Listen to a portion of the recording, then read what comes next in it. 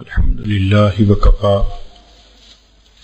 وسلام على عباده الذين اصطفى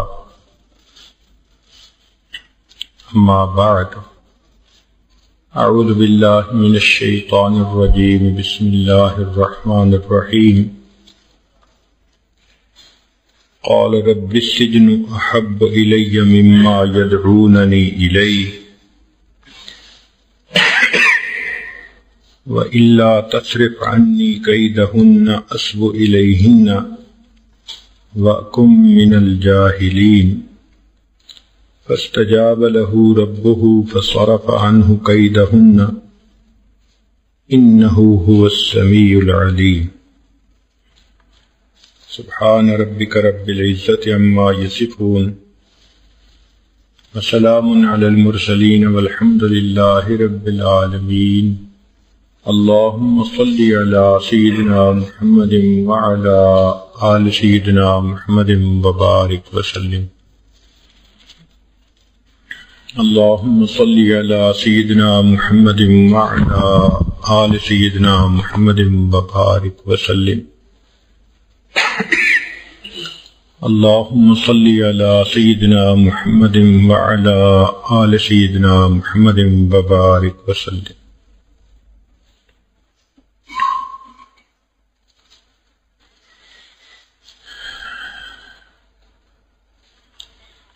جب عورتوں نے اپنی انگلیاں کاٹ لیں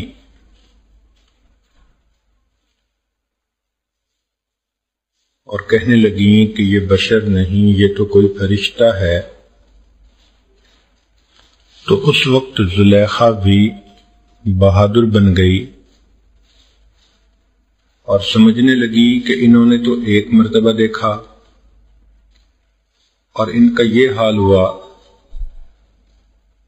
تو میرے ساتھ تو وہ ہر وقت گھر میں رہتا ہے، تو میرا اس کی طرف مائل ہونا سمجھ میں آتا ہے، لہذا اس وقت اس نے خود یہ بات کہہ دی کہ میں نے اس کو اپنی طرف متوجہ کیا تھا، اگر یہ میری بات نہیں مانے گا تو یا تو جیل جانا پڑے گا یا سزا اٹھانی پڑے گی۔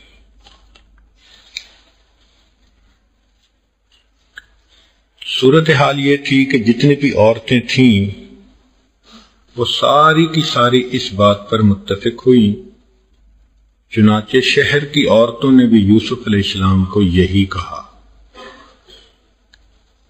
شاعر نے شعر کہا کہ مستوں پہ انگلیاں نہ اٹھاؤ بہار میں، دیکھو تو ہوش ہے بھی کسی ہوشیار میں، کہ یوسف علیہ السلام کا حسن ہی ایسا تھا کہ جس نے بھی دیکھا وہی ان کی محبت میں گرفتار ہوا۔ تو زلیخا نے بھی پھر اس وقت دل کا اظہار کر دیا، لا تخف ما صنعت بک الاشواق واشرح ہواک فکلنا عشاق، ہم سب کے سب عاشق ہیں، کھل کے بات کرو۔ چنانچہ ان عورتوں نے بھی کہا کہ تو اپنی مالکہ کی بات کو مان لے۔ اب یہاں ایک نقطہ سمجھنے والا ہے کہ یہی عورتیں تھیں جو پہلے زلیخا پر باتیں بنا رہی تھیں اور اب یہ خود اسی میں گرفتار ہو گئی۔ تو سمجھنے والا نقطہ یہ ہے کہ انسان کے سامنے جب کسی کا عیب کھلے تو اس پر ہنسنا نہیں چاہیے۔ چنانچہ حدیث پاک میں ہے لا تظہر الشماتۃ بأخیک فیعافیہ اللہ ویبتلیک، کہ تو اپنے بھائی کی کسی بات پر تمسخر نہ اڑا، ہو سکتا ہے کہ اللہ تعالی اس کو تو عافیت دے دے اور تجھے اسی گناہ میں مبتلا کر دے، اور ایسا ہوتا ہے۔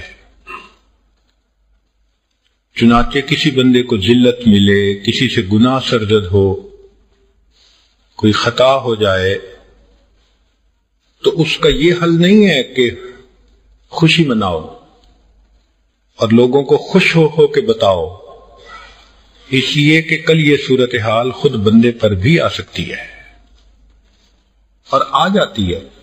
کتنے لوگوں کو دیکھا جو دوسروں کی کوتاہیوں پہ خوشیاں مناتے ہیں اور کل کو اسی گناہ کی ذلت میں خود گرفتار ہو جاتے ہیں۔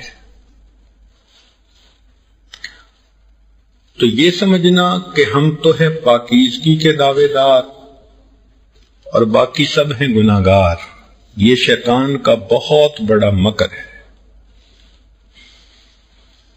گھبرانا چاہیے، ڈرنا چاہیے، بلکہ دوسرے کی ستر پوشی کرنی چاہیے۔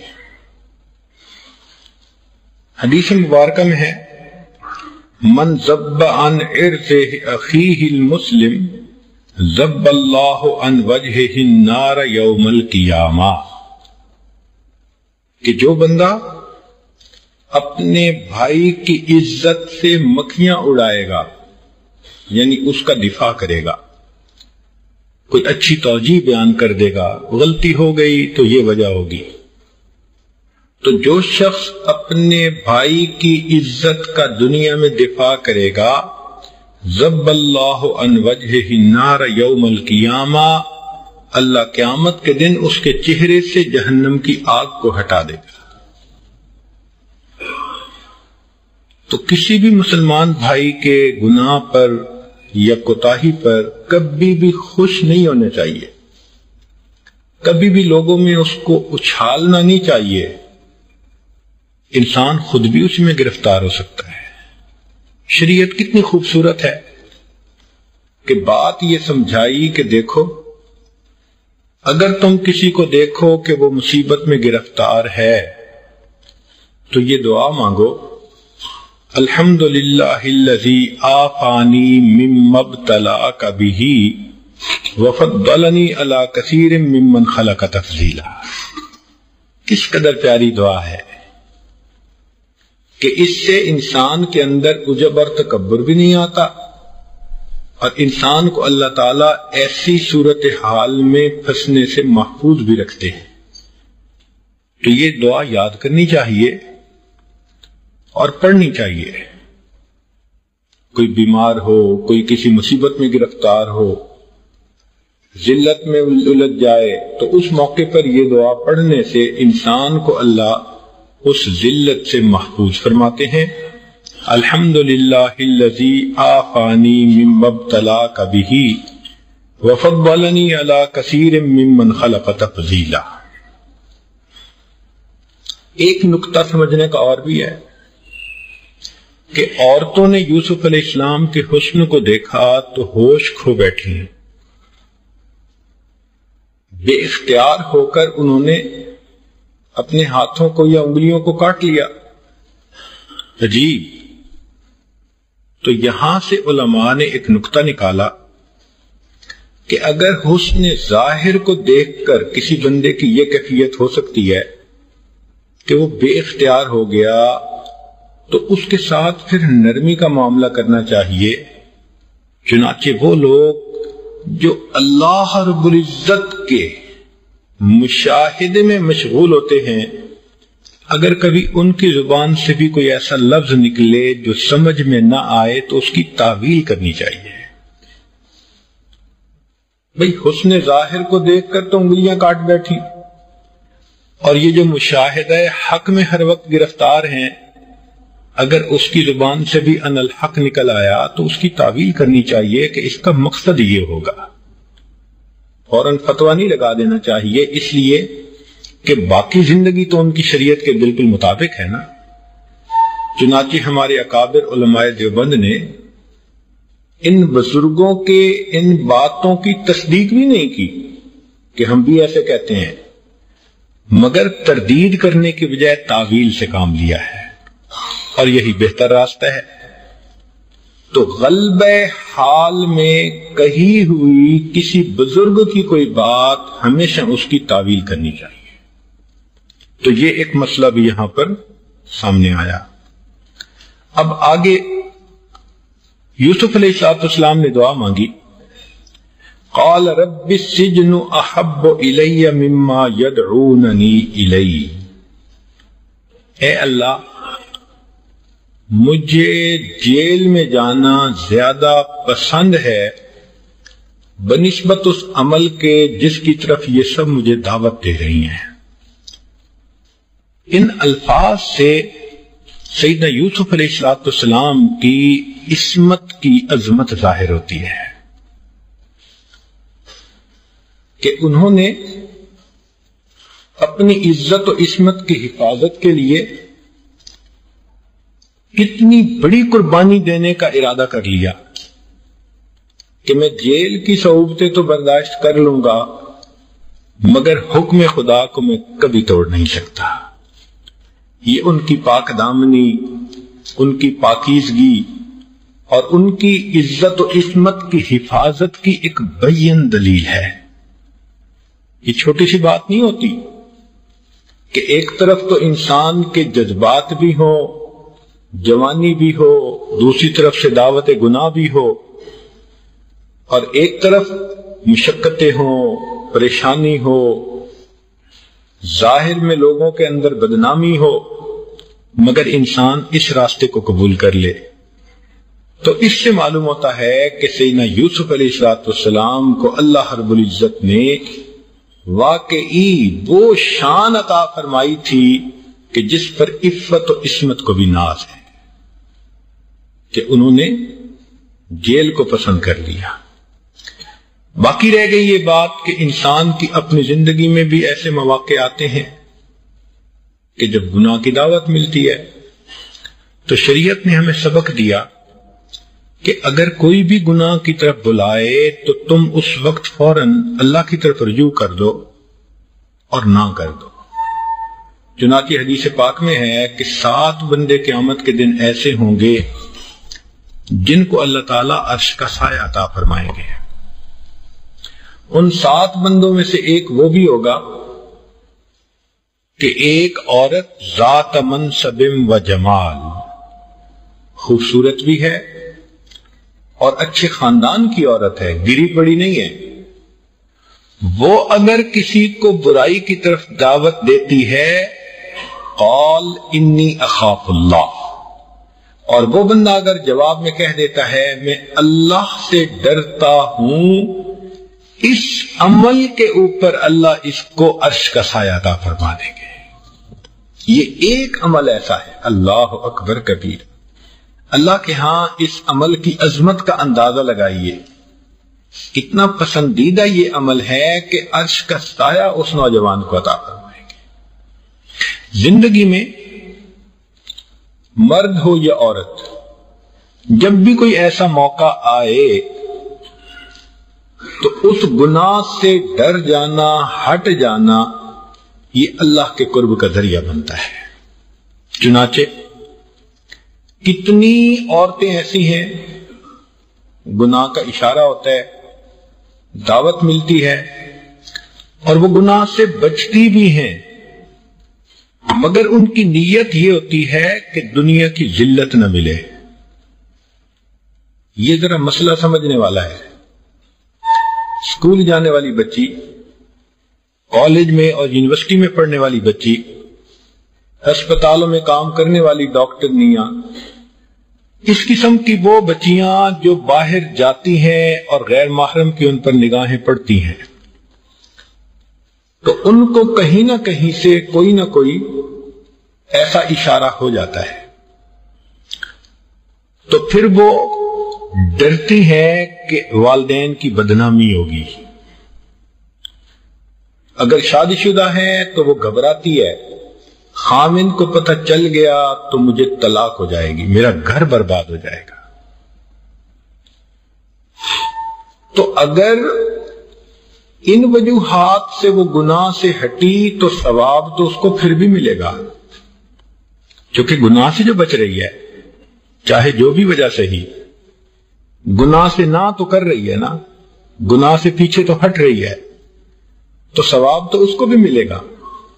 لیکن اگر وہ نیت یہ کرے کہ نہیں، میں اللہ کے ڈر کی وجہ سے گناہ کو چھوڑتی ہوں،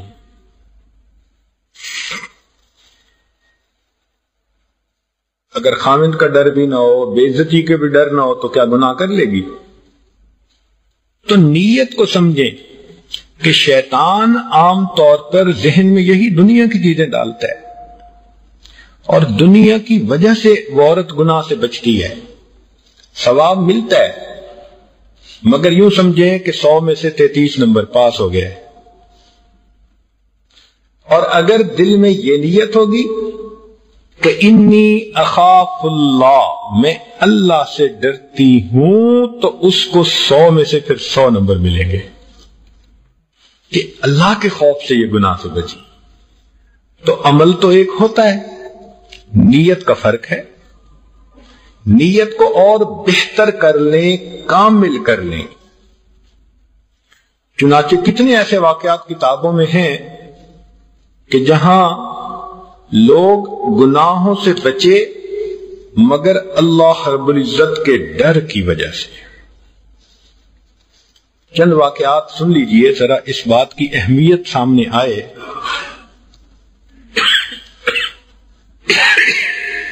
تین آدمی بنی اسرائیل کے ایک غار کے اندر بیٹھے بارش سے بچنے کے لیے، تو غار کے منہ کے اوپر ایک چٹان آ گئی۔ تو تینوں نے کہا کہ ہم اپنا اپنا کوئی ایسا واقعہ، کوئی ایسی نیکی بیان کریں کہ جس کو ہم واسطہ بنائیں، وسیلہ بنائیں، اور اللہ اس عمل کے صدقے ہم پر رحم فرما دے۔ تو ان میں سے ایک نے یہ کہا،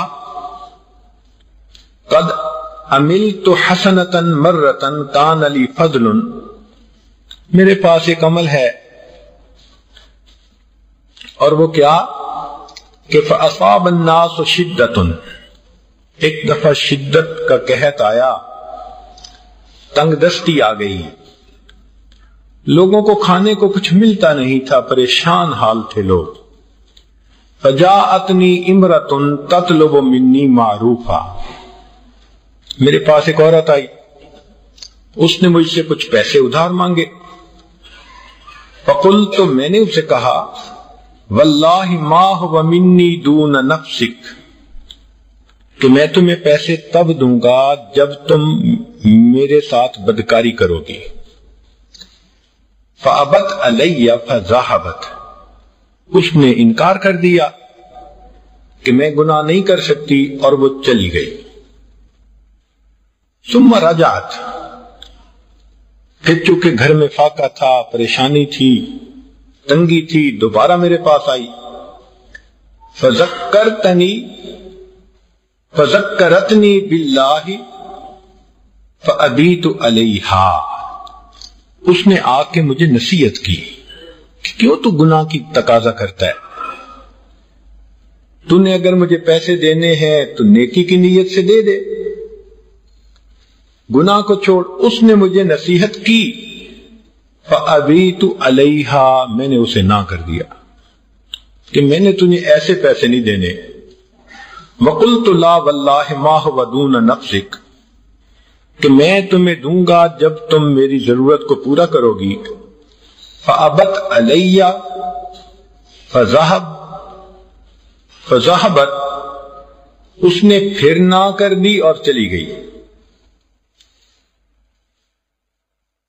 وذکرت لزوجہا، اب دوسری دفعہ جا کر اس نے اپنے خاوند کو بتایا کہ جس سے میں پیسے ادھار مانگنے گئی تھی وہ بندہ میرے ساتھ یہ بات کرتا ہے۔ فقال لها آتیہ نفسک واغنی عیالک، اتنے پریشان حال تھے کہ خاوند نے کہہ دیا کہ اس کی بات مان لو، بچے بھوک سے مر جائیں گے۔ ذرا اس کی تنگ دستی کا اندازہ لگائیے کہ خاوند نے بھی کہہ دیا کہ ٹھیک ہے تم یہ گناہ کر لو، بچے بھوک سے مر رہے ہیں۔ فراجعت الیہ،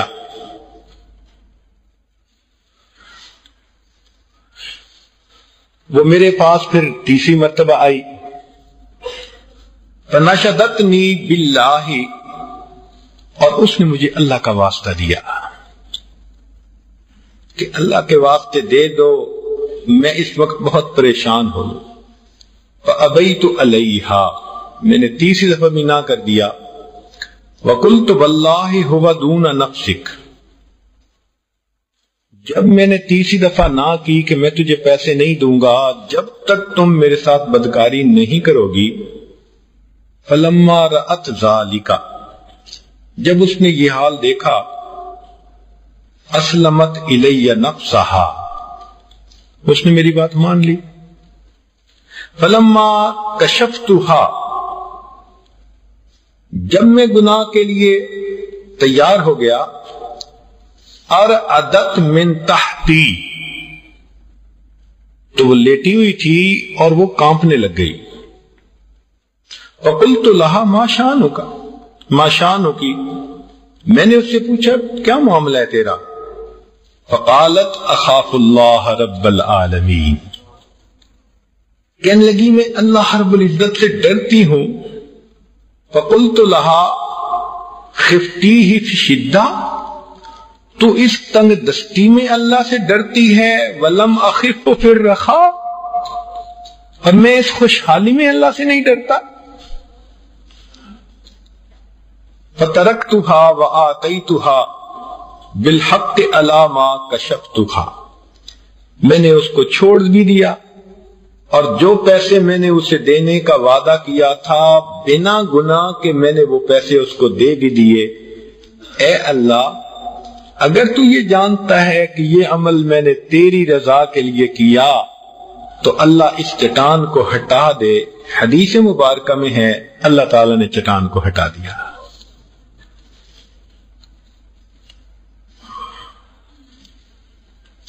بنی اسرائیل میں ایک انسان، ایک آدمی تھا، اس کا نام تھا الکفل، امیر آدمی تھا، لیکن اس کی طبیعت ایسی تھی کہ جہاں گناہ کا موقع ملتا تھا وہ گناہ سے ہٹتا نہیں تھا۔ کان الکفل من بنی اسرائیل لا یتبرأ من ذنب عملہ فأتته امرأة فآتاها 60 دینارا علی ان یطأها، کوئی ضرورت مند عورت آئی، اس نے 60 دینار دینے کا وعدہ کیا کہ میں تمہارے ساتھ بدکاری کروں گا۔ فلما قعد منها مقعد الرجل من امرأته ارتعدت، جب اس نے گناہ کا ارادہ کیا تو دیکھا کہ وہ عورت کانپنے لگ گئی، وبکت، اور رونے لگ گئی۔ فقال لها ما یبکیک، اکرہتک، تو کیوں رو رہی ہے؟ کیا میں نے تیرے ساتھ زبردستی کی ہے؟ قالت لا، نہیں، ولکن ھذا عمل لا اعملہ قط، یہ وہ عمل ہے میں نے یہ گناہ زندگی میں کبھی بھی نہیں کیا۔ پاک دامن عورت تھی۔ قال فلم تفعلین ھذا ولم تکونی فعلتیہ قط، تو پھر کیوں کر رہی ہے اگر تو نے پہلے یہ گناہ کبھی نہیں کیا؟ قالت حملتنی علیہ الحاجہ، ضرورت میرے اوپر ایسی پڑ گئی کہ مجھے ان پیسوں کی خاطر یہ کرنا پڑا۔ قال فترکھا ثم قال اذهبی والدنانیر لکی، جاؤ اور پیسے بھی لے جاؤ۔ ثم قال واللہ، اللہ کی قسم، لا یعصی اللہ الکفل ابدا، آج کے بعد الکفل کبھی بھی تو گناہ نہیں کرے گا۔ فمات فی لیلتہ، اسی رات کو الکفل کی موت آ گئی۔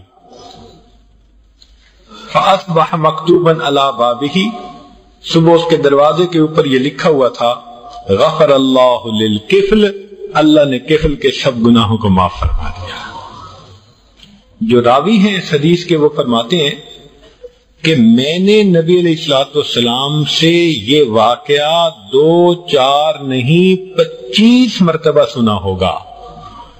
تو اس سے اندازہ ہوتا ہے کہ اللہ کے حبیب صلی اللہ علیہ وسلم اس واقعے کو بار بار سناتے تھے صحابہ کو کہ دیکھو، تاکہ اللہ کے ڈر کی وجہ سے اس گناہ سے ہم بچ جائیں۔ اور یہ تو اس صحابی نے 25 دفعہ سنا، تو جب وہ نہیں ہوں گے تو پھر بھی تو بیان ہوا ہوگا.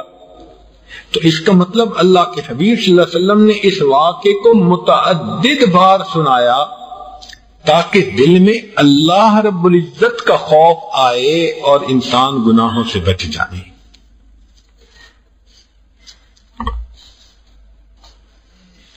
ایک تیسرا واقعہ،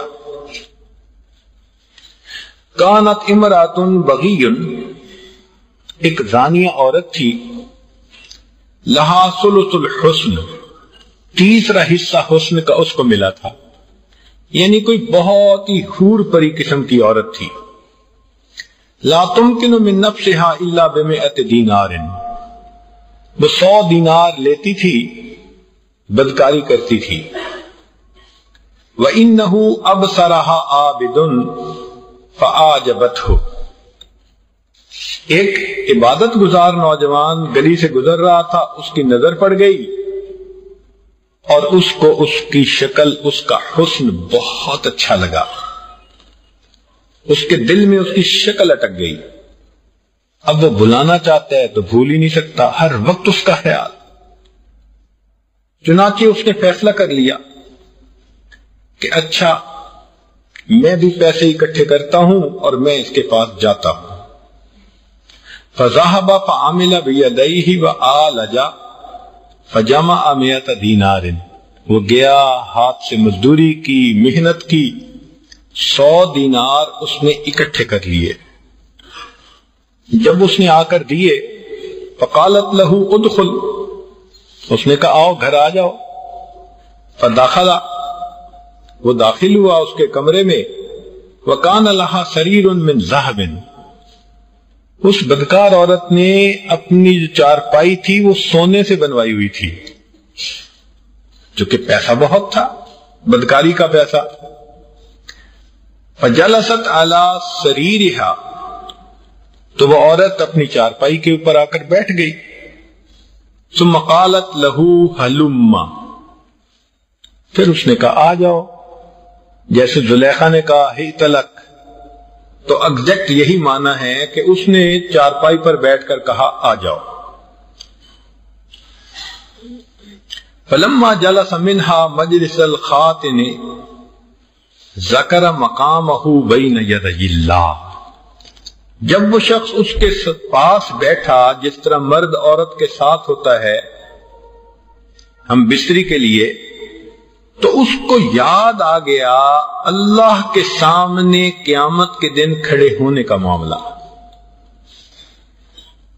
فَأَخَذَتْهُ رَعْدَةٌ، خوف اس کے سر پر طاری ہو گیا، کپ کپی اس پر آ گئی. فَقَالَ لَهَا، وہ ایک نوجوان کہنے لگا اترکینی اخرج، چھوڑ مجھے، میں یہاں سے نکلتا ہوں. وَلَكَ 100 دینار، وہ 100 دینار تیرے، مجھے جانے دے. قالت ما بدأ لك، کیا ہو گیا تجھے؟ وَقَدْ زَعَمْتَ أَنَّكَ رَأَيْتَنِي فَأَعْجَبْتُكَ، تو نے خود ہی تو کہا کہ تو نے مجھے دیکھا تو میں تمہیں بہت پسند آئی. فذهبت فعالجت وقدت حتى جمعت 100 دینار، تو گیا پھر تو نے جا کے مزدوری کی اور 100 دینار تو نے اکٹھے کیے. فلما قدرت علی، اور جب تجھے میرے اوپر کنٹرول ملا، فعلت الذی فعلت، تو تو نے یہ کیا. فقال فرقا من اللہ ومن مقامی بین یدئی، کہ میرے اوپر اللہ کا خوف غالب آ گیا کہ میں قیامت کے دن اللہ کے سامنے کھڑے ہو کے کیا جواب دوں گا. وقد بغضت الی فانت ابغض الناس الی، اب مجھے تجھ سے نفرت ہو گئی ہے اور انسانوں میں تجھ سے زیادہ نفرت مجھے کسی کے ساتھ نہیں ہے.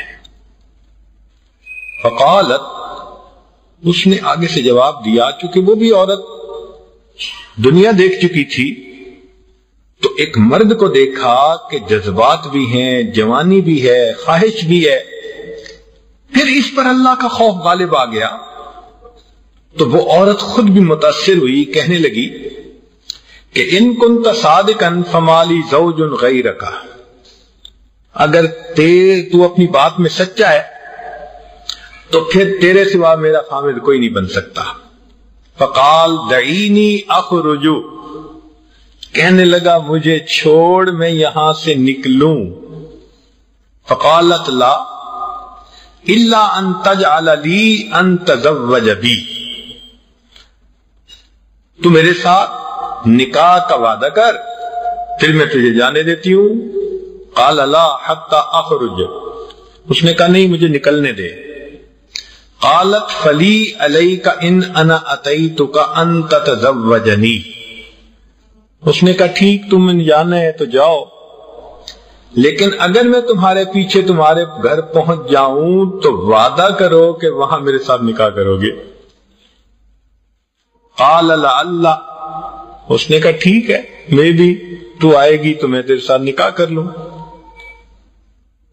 فتکنع بثوبہ، اس نیک نوجوان نے اپنے چہرے کو ڈھانپا، ثم خرج الی بلدہ، پھر شہر سے نکل کے اپنے گاؤں میں چلا گیا۔ وارتحلت تائبۃ نادمۃ علی ما کان منہا، اور وہ بڑا توبہ طائب بھی ہوا، نادم اور شرمندہ بھی ہوا۔ حتی قدمت بلدہ، نہیں وارتحلت تائبۃ نادمۃ علی ما کان منہا، اب یہ تو گیا اپنے گاؤں میں، پیچھے اس عورت نے اپنے گناہوں سے توبہ کی، نادم ہوئی، اور وہ بھی اس کے پیچھے پیچھے اس کے گاؤں میں پہنچ گئی۔ فسألت عن اسمہ ومنزلہ، تو عورت نے اس بندے کا نام پوچھا، گھر پوچھا۔ فدلت علیہ، اس کو بتایا گیا کہ یہ اس کا گھر ہے۔ فقیل لہ ان الملکۃ قد جاءتک، بستی کے بندے نے بتایا کہ وہ ایک ملکہ تجھے ملنے کے لیے آئی ہے، یعنی وہ اتنی خوبصورت تھی اور اس کا پہناوا اتنا اچھا تھا کہ دیکھنے والے کو وہ ملکہ کی طرح خوبصورت لگتی تھی۔ تو بستی کے بندے نے جا کے بتایا کہ ان الملکۃ قد جاءتک، کہ وہ ملکہ آئی ہے تجھے ملنے کے لیے۔ فلما رآہا، جب اس نے اس عورت کو دیکھا، شہیق شہقتن فماتا، ایک چیخ ماری، کیونکہ وہ تو ڈرا کہ کہیں میرا ایمان نہ سلب ہو، یہ پھر کہیں مجھے گناہ کی طرف مائل نہ کرے، تو وہ گرا۔ وسقط فی یدہا، اور اس عورت کے ہاتھوں میں اس نے جان دے دی۔ وقالت، وہ عورت کہنے لگی، اما ھذا، اب تو یہ ہو گیا، فقد فاتنی فہل لہ من قریب، یہ تو اب فوت ہو گیا، کوئی اس کا کوئی قریبی رشتہ دار ہے؟ قالوا اخوہ، ان کا ہاں اس کا ایک بھائی ہے، وہ زندہ ہے۔ رجل فقیر، ایک بندہ ہے مگر فقیر انسان ہے، اللہ لوگ بندہ ہے۔ قالت، کہنے لگی، فإنی اتزوجہ حبا لأخی، میں اس کے بھائی کی محبت کی وجہ سے اس سے نکاح کروں گی۔ فتزوجتہ، چنانچہ اس کے ساتھ اس کا نکاح ہو گیا۔ فنشر اللہ منہا سبعۃ اولیاء، اللہ نے اس توبہ کرنے والی عورت کو 7 اولیاء کی ماں بنا دیا۔ تو جب انسان اللہ رب العزت کی رضا کے لیے گناہ سے بچتا ہے تو اللہ توبہ بھی قبول فرماتے ہیں، اور اس بندے کو اللہ تعالیٰ اپنا قرب بھی عطا فرماتے ہیں۔ ایک اور واقعہ کہ ان قصابا، ایک قصاب تھا، ولا بجاریۃ لبعض جیرانہ، وہ فریفتہ ہو گیا اپنے ہمسایوں کی ایک لڑکی پر، باندی پر۔ فارسلها اهلها الى حاجۃ لهم الى قريۃ اخرى، اس جاریہ کو اس کے گھر والوں نے ساتھ والی بستی میں کسی کام کے لیے بھیجا۔ فتابعها، اس نوجوان نے اس لڑکی کا پیچھا کیا، فراودہا عن نفسہا، اس نے اس کو پھسلایا، جیسے دولا کا نا تراود فتاہا، تو وہی اس نے بھی وہی عمل کیا۔ فقالت، اس لڑکی نے آگے سے کہا، لا تفعل، ایسا نہ کر، لأنا اشد حبا لک منک لی، جتنی محبت تو مجھ سے کرتا ہے میں اس سے زیادہ مجھ سے محبت کرتی ہوں، ولکنی اخاف اللہ، لیکن میں اللہ سے ڈرتی ہوں۔ یعنی اس نے کہا کہ دیکھ، تو جتنی محبت کا اظہار کر رہا ہے نا، تو جتنی محبت تو مجھ سے کرتا ہے اس سے زیادہ مجھے تجھ سے محبت ہے، ولکنی اخاف اللہ، لیکن میں اللہ سے ڈرتی ہوں۔ قال، اس نے کہا، فأنت تخافینہ وأنا لا اخافہ، تو اللہ سے اتنا ڈرتی ہے اور میں نہیں ڈرتا۔ فرجعتا ابن، چنانچہ وہ تو بتائے ہو گیا، واپس لوٹا۔ اب اپنے گھر کی طرف لمبا سفر تھا اور گرمی والے دن تھے۔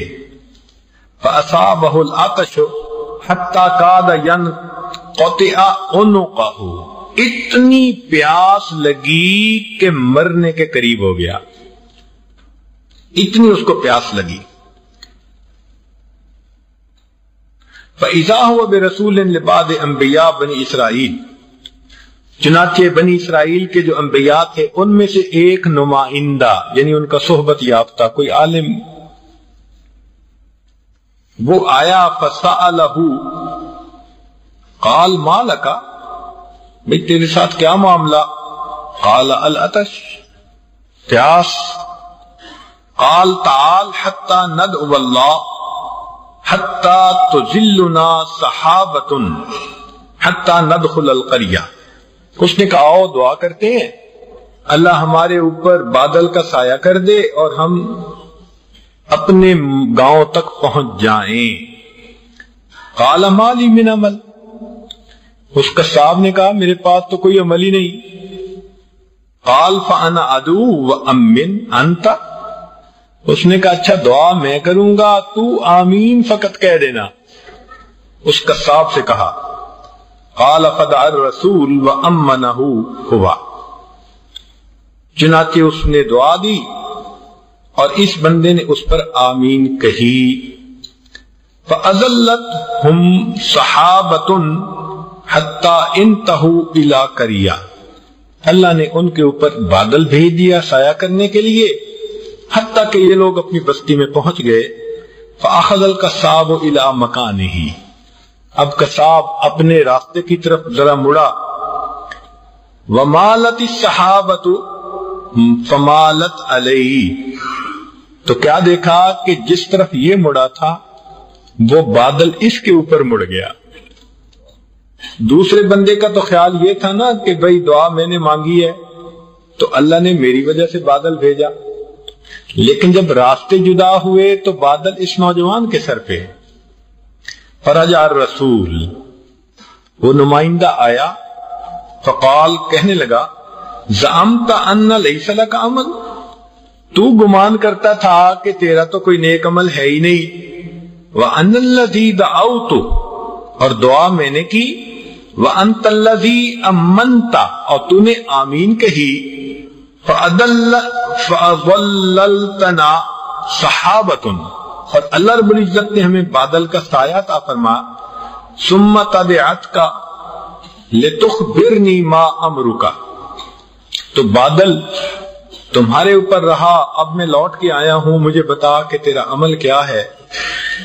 فَأَخْبَرَهُ، فَقَالَ الرَّسُولُ، اس نے اپنا واقعہ سنایا، تو اس پر اس نے اس قصاب کو یہ کہا، التائب الی اللہ، کہ جو اللہ تعالی کے سامنے گناہ سے توبہ کرتا ہے، بمکان، اس کو وہ رتبہ ملتا ہے، لیس احد من الناس مکانہ، کہ دوسرے بندوں میں سے کسی کو وہ درجہ مل ہی نہیں سکتا۔ کہ توبہ کرنے والے بندے کو اللہ کے ہاں وہ درجہ مل جاتا ہے جو کسی دوسرے بندے کو وہ درجہ مل ہی نہیں سکتا۔ اللہ اکبر کبیرہ۔ آخری ایک واقعہ سن کر بات آگے بڑھاتے ہیں۔ ایک لوہار تھا حداد، وہ گرم لوہے کو ہاتھ میں پکڑ لیتا تھا اور گرم لوہا اس کے ہاتھ کو نہیں جلاتا تھا۔ انوکھی بات ہے نا کہ ایک بندہ گرم لوہے کو پکڑے اور آگ اس کو کچھ نہ کہے۔ کان یمسک الحدید المحما بیدہ، وہ گرم لوہے کو ہاتھ میں پکڑتا تھا۔ فسئل عنہ، اس سے پوچھا گیا کہ بھئی یہ تیرا مسئلہ کیا ہے؟ فقال، اس نے جواب دیا، اشکت امرأتن فراودتها، مجھے ایک عورت سے عشق ہو گیا تو میں نے اسے بدکاری کے لیے مائل کیا، وعرضت علیہا مالا، اور میں نے اسے خوب مال پیش کیا۔ فقالت، وہ کہنے لگی، ان لی زوجا لا احتاج الی المال، کہ میرا خامد ہے، مجھے تیرے مال کی کوئی ضرورت نہیں۔ ثم مات زوجها، پھر اس کا خامد فوت ہو گیا۔ فطلبت ان اتزوجها، میں نے اس سے کہا کہ اب تو میرے ساتھ نکاح کر لے۔ فامتنعت، اس نے مجھے انکار کیا۔ وقالت، لا اريد اذلال اولادی، میرے بچے چھوٹے ہیں، وہ جیسے کہتے ہیں نا رل جائیں گے، بھئی چھوٹے بچے ہیں، ان کو میری ضرورت ہے، نکاح کروں گی تو تیری ضرورتیں مقدم ہو جائیں گی، تو میں اپنے بچوں کو لاوارث نہیں چھوڑنا چاہتی۔ ثم بعد زمان، پھر کچھ عرصے کے بعد احتاجت، اس کو کوئی ضرورت پڑ گئی۔ فارسلت الی، اس نے میری طرف پیغام بھیجا۔ فقالت، فقلت لا اعطیک شیئا حتی تعطینی مرادی، میں نے نہ کر دی کہ جب تک تو میری مراد پوری نہیں کرے گی میں تجھے کچھ بھی نہیں دوں گا۔ فلما دخلت معها موضعا، جب میں گناہ کرنے کے لیے اس کے پاس گیا، ارتعدت، وہ کانپنے لگ گئی۔ فقلت ما لکی، میں نے پوچھا کیا مسئلہ؟ فقالت، اخاف اللہ السمیع البصیر، میں اللہ سے ڈرتی ہوں جو سمیع بھی ہے جو بصیر بھی ہے۔ فترکتها، میں نے اس عورت کو چھوڑ دیا۔ فقالت، اس وقت وہ مجھے کہنے لگی، انجاک اللہ من النار، اللہ تجھے آگ کے عذاب سے نجات دے۔ فمن ذالک الوقت، اس پاکیزہ عورت کی زبان سے نکلے ہوئے یہ الفاظ ہیں کہ لا تحرکنی نار الدنیا، دنیا کی آگ مجھے نہیں جلاتی، وارجو من اللہ اللہ تحرکنی نار الآخرہ، اور میں اللہ سے یہ امید کرتا ہوں کہ مجھے جہنم کی آگ بھی نہیں جلائے۔ تو جو پاک دامن ہو، ان کی زبان سے نکلی ہوئی دعا پر اللہ اس لوہار کی ہاتھوں کو دنیا کی آگ نہیں جلایا کرتی۔ تو یہ عمل اللہ رب العزت کے ہاں اس قدر مقبول کہ ایسے بندے کی دعائیں قبول ہوتی ہیں، اور وہ اللہ رب العزت کو بہت مقبول ہوتا ہے۔ چنانچہ سب عورتوں نے کہا کہ تم زلیخا کی بات مان لو، تو یوسف علیہ السلام نے دعا کی کہ اللہ جس گناہ کی طرف یہ مجھے بلا رہی ہے اس سے تو میرے لیے جیل میں جانا زیادہ بہتر ہے۔ اللہ اکبر کبیرہ۔ احب الی، مجھے زیادہ پسند ہے کہ میں جیل میں چلا جاؤں۔ یہ سیدنا یوسف علیہ السلام کی استقامت پر روشن دلیل ہے۔ باقی ایک بات ذہن میں رکھیں، یہ جو ہوتا ہے نا پسند کرنا، یہ اللہ کو تو سجتا ہے، بندے کو نہیں سجتا۔ بندے نے جب بھی پسند کیا गड़बड़ हुई, हमेशा गड़बड़ हुई। आदम अलैहिस्सलाम ने काबील को पसंद किया, काफिर हो गया। नूह अलैहिस्सलाम ने बेटे को पसंद किया, काफिर हो गया। याकूब अलैहिस्सलाम ने यूसुफ अलैहिस्सलाम को पसंद किया तो उनको कुएं के अंदर पड़ना पड़ गया। इब्राहिम अलैहिस्सलाम ने बेटे को पसंद किया तो गले पे छुरी फेरनी पड़ गई।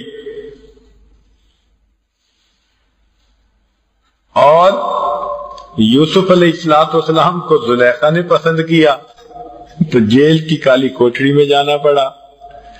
और खुद देखिए कि नबी अलैहिस्सलाम ने सैयदना हुसैन लानो को पसंद किया, प्यार किया, उनको किन कुर्बानियों से गुजरना पड़ा। तो जहां पसंद बंदे की आती है वहां आजमाइश जरूर होती है। इसलिए जो लोग होते हैं ना जी, पसंद की शादी करो भाई, किसने रोका है? लेकिन सारी उम्र उसकी कॉस्ट भी पे करनी पड़ेगी। कई बच्चियों को देखा कि उनके भी दिमाग अटक जाते हैं। माँ बाप कहते हैं कि बेटा ये रिश्ता अच्छा है, नहीं नहीं नहीं, बस उधर ही करनी है। और वो पसंद की शादियां करने वाली सारी उम्र रोती हैं। हमने तो अक्सर और बेशतर रोते ही देखा है। तो अगर पसंद भी करना हो तो फिर दीन की निस्बत से पसंद करे, दुनिया की निस्बत से, हुस्न की निस्बत से पसंद कर लेना, ये तो अल्लाह के यहां इसका कोई मकाम नहीं है।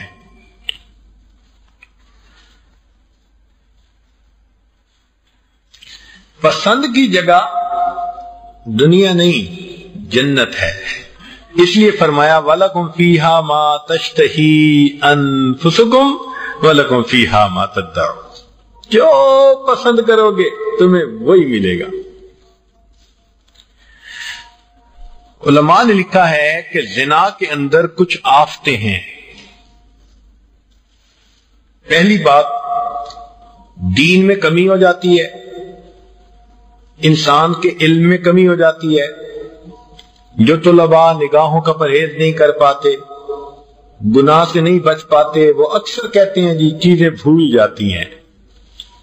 सबक याद होता है, उस्ताद के सामने याद नहीं रहता। उसकी बुनियादी वजह इस गुनाह की नहुसत है। दीन में कमी, इल्म में कमी, अकल में कमी और उम्र में कमी।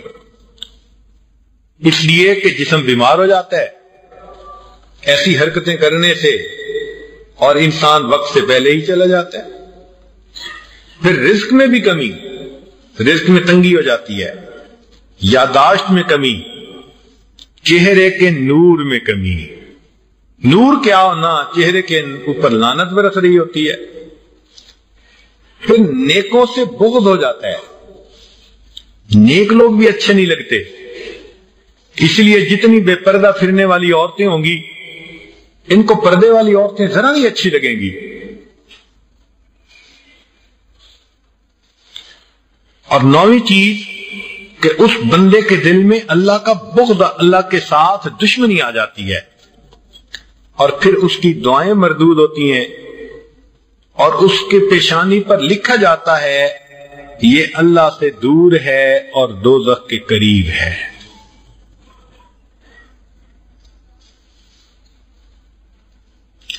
यूसुफ अलैहिस्सलाम ने दुआ मांगी, व इल्ला तस्रिफ अन्नी कैदहुन्ना, ऐ अल्लाह अगर आप इनके मकर को मुझसे दूर न करें, असबो इलैहिन्ना, तो इम्कान है कि मैं इस मुसीबत में पड़ जाऊं।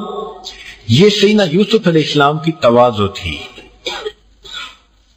कि ऐ अल्लाह अगर मैं गुनाह से बचा हुआ हूं तो ये मेरा कमाल नहीं है, ये आपकी हिफाजत है, ये आपका मेरे ऊपर एहसान है कि आपने मुझे बचाया हुआ है। और अगर मैं यहां रहा और ये मुझसे यही बातें करती रही तो मुमकिन है कि मैं इस तरफ माइल हो जाऊं। लिहाजा बेहतर है कि मुझे आप यहां से निकाल कर जेल ही भेज दें। अब यहां एक नुक्ता कि गुनाह से बचने के लिए यूसुफ अलैहिस्सलाम ने कौन सा हल निकाला कि मैं इस महफिल से निकलूं اور جیل کی خلوت میں جاؤں، آج بھی اگر کوئی گناہ سے بچنا چاہے گا تو اسے یوسف علیہ السلام کی سنت پر عمل کرنا پڑے گا۔ جس ماحول میں گناہ کی دعوت مل رہی ہے اس ماحول کو چھوڑو اور مصلی کی خلوت کو اختیار کرو۔ رات کی تاریکی ہو، آخری پہر ہو، مصلی ہو، لوگ سو رہے ہو، یہ بندہ جاگ کے 2 رکعت نفل پڑھے، پھر اللہ سے دعا مانگے۔ اللہ یوسف علیہ السلام تو قید میں چلے گئے تھے، وہاں کی تنہائی تھی رجوع اللہ کے لیے، اور میں نے اپنے آپ کو اس محفل سے نکالا اور میں مصلی کی جیل میں آ گئی، میں بھی تیری طرف متوجہ ہوں، اللہ مجھے اس مصیبت سے نجات عطا فرما۔ آپ دیکھیں 2 رکعت نفل پڑھنے پر اللہ تعالیٰ دل سے غیر شرعی محبت کو نکال دیں گے۔ بعض نوجوان پھنسے ہوتے ہیں، بعض بچیوں کے دل میں باتیں اٹکی ہوتی ہیں، تو کوئی بندہ جو اپنے دل سے نفسانی، شیطانی، شہوانی محبت کو نکالنا چاہتا ہے، اس دلدل میں سے نکلنا چاہتا ہے، تو اس کا طریقہ کیا کہ یوسف علیہ السلام کی طرح اس محفل سے نکلے اور مصلی کی جیل میں، یہ بھی تو ایک غار ہے نا، تنہائی ہو، رات کا وقت ہو، بس بندہ اللہ کے ساتھ ہو، پھر 2 رکعت نفل پڑھ کے دعا مانگے تو اللہ رب العزت پھر ایسے گناہوں سے بندے کی حفاظت فرما دیتے ہیں۔ حدیث پاک میں آتا ہے کہ جو شخص گناہ سے توبہ کرتا ہے، اللہ تعالیٰ فرماتے ہیں کہ میرے اوپر اس بندے کی مدد کرنا لازم ہو جاتا ہے۔ اللہ تعالیٰ پہ کوئی چیز لازم نہیں ہے، مگر بات کرنے کا مقصد یہ تھا کہ ہم ضرور بھی ضرور ان کی مدد کرتے ہیں۔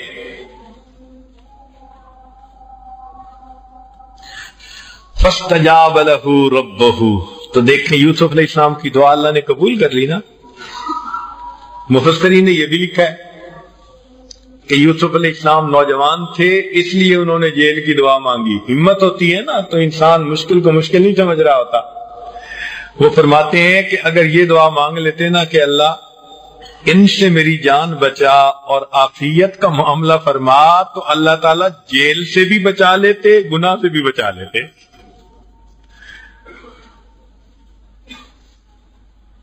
اب جب دعا مانگی تو پھر لوگوں نے آپس میں مشورہ کیا کہ کیا کرنا چاہیے۔ بادشاہ کی تو بدنامی ہو رہی ہے، شہر میں اس کی بیوی کے بارے میں باتیں ہو رہی ہیں۔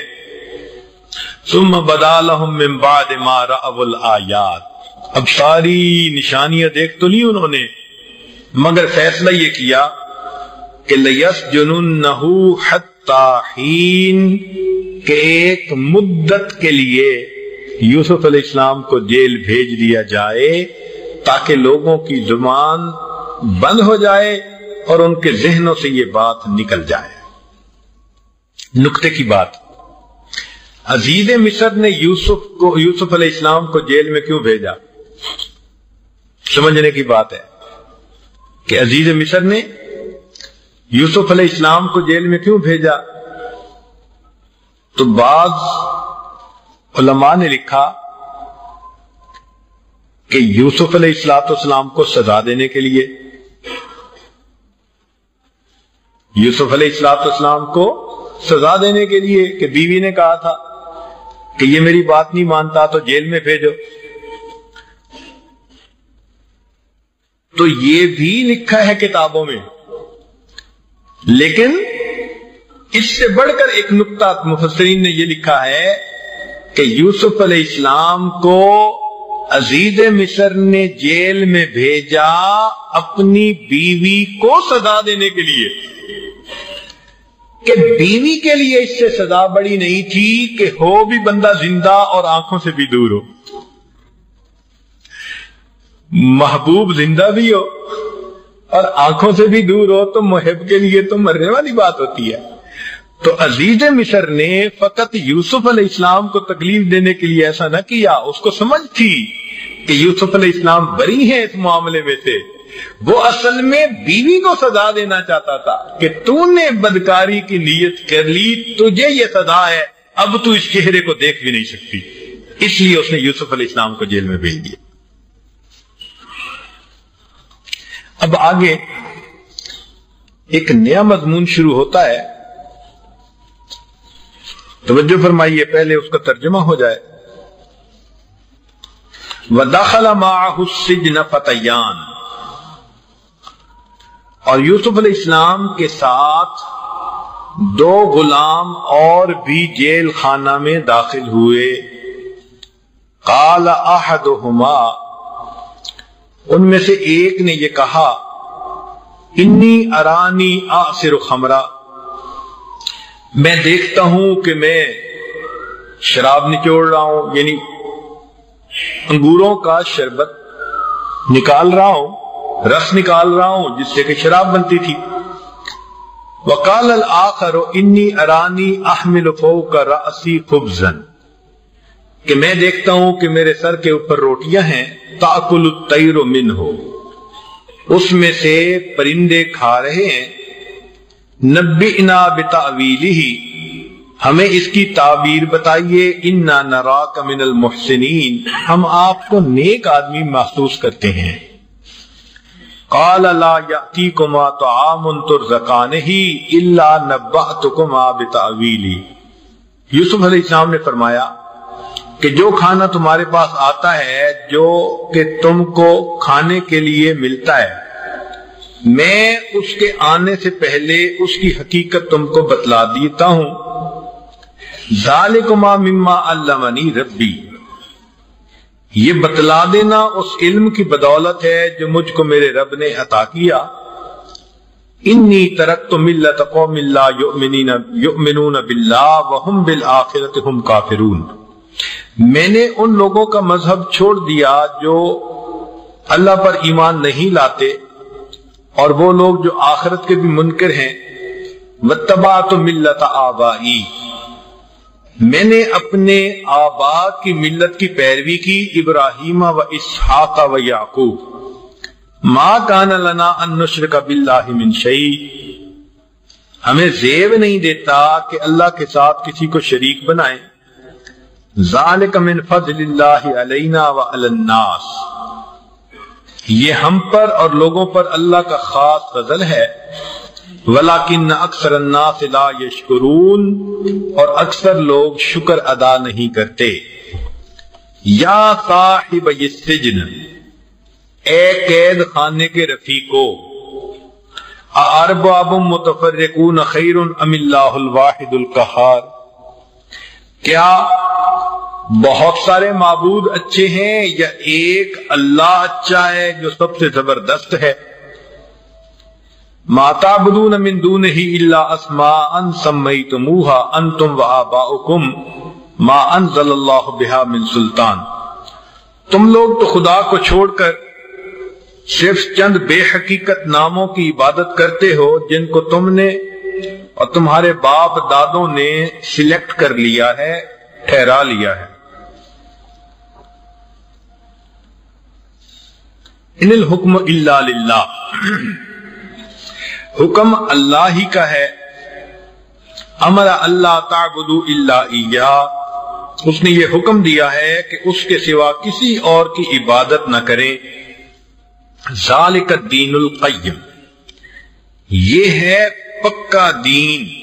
ولیکن اکثر الناس لا یعلمون، لیکن اکثر لوگ اس بات کو نہیں جانتے۔ یا صاحب السجن، اے جیل خانے کے ساتھیو، اما احدکما فیسقی ربہ خمرا، تم میں سے ایک جو اپنے آقا کو شراب پلایا کرے گا، وَأَمَّا الْآخَرُ فَيُسْلَبُ فَتَأْكُلُ الطَّيْرُ مِنْ رَأْسِهِ، اور دوسرے کو صلیب پر، سولی پر چڑھا دیا جائے گا اور اس کے سر کو پرندے نوچیں گے۔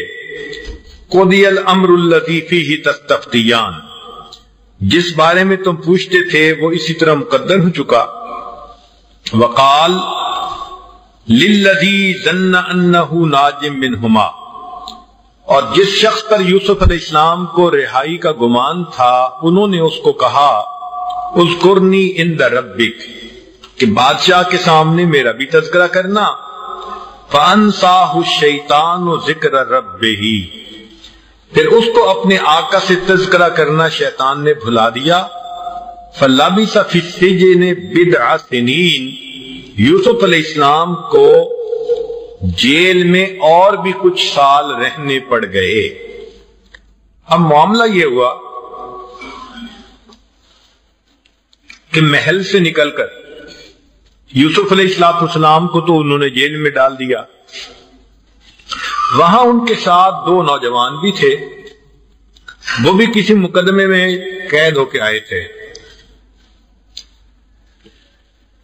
ہوا یہ تھا کہ ملک کے کچھ امراء بادشاہ کو جان سے مارنا چاہتے تھے، تو انہوں نے جو بادشاہ کو پانی پلاتا تھا یا بادشاہ کی روٹیاں پکاتا تھا، ایک خبازہ تھا اور ایک ساقی تھا، ان دونوں کو رشوت دی کہ بھئی تم پانی کے اندر یا روٹی کے اندر پلا لو، کھلا دو زہر والا. تو روٹی والا نے تو ان سے پیسے لے لیے، مگر پانی والا ڈر گیا، پیچھے ہٹ گیا. اب جب روٹی کے اندر اس نے زہر ملا کے پیش کیا تو پانی والے نے بتا دیا کہ بادشاہ سلامت مت کھانا، اس میں زہر ملی ہوئی ہے.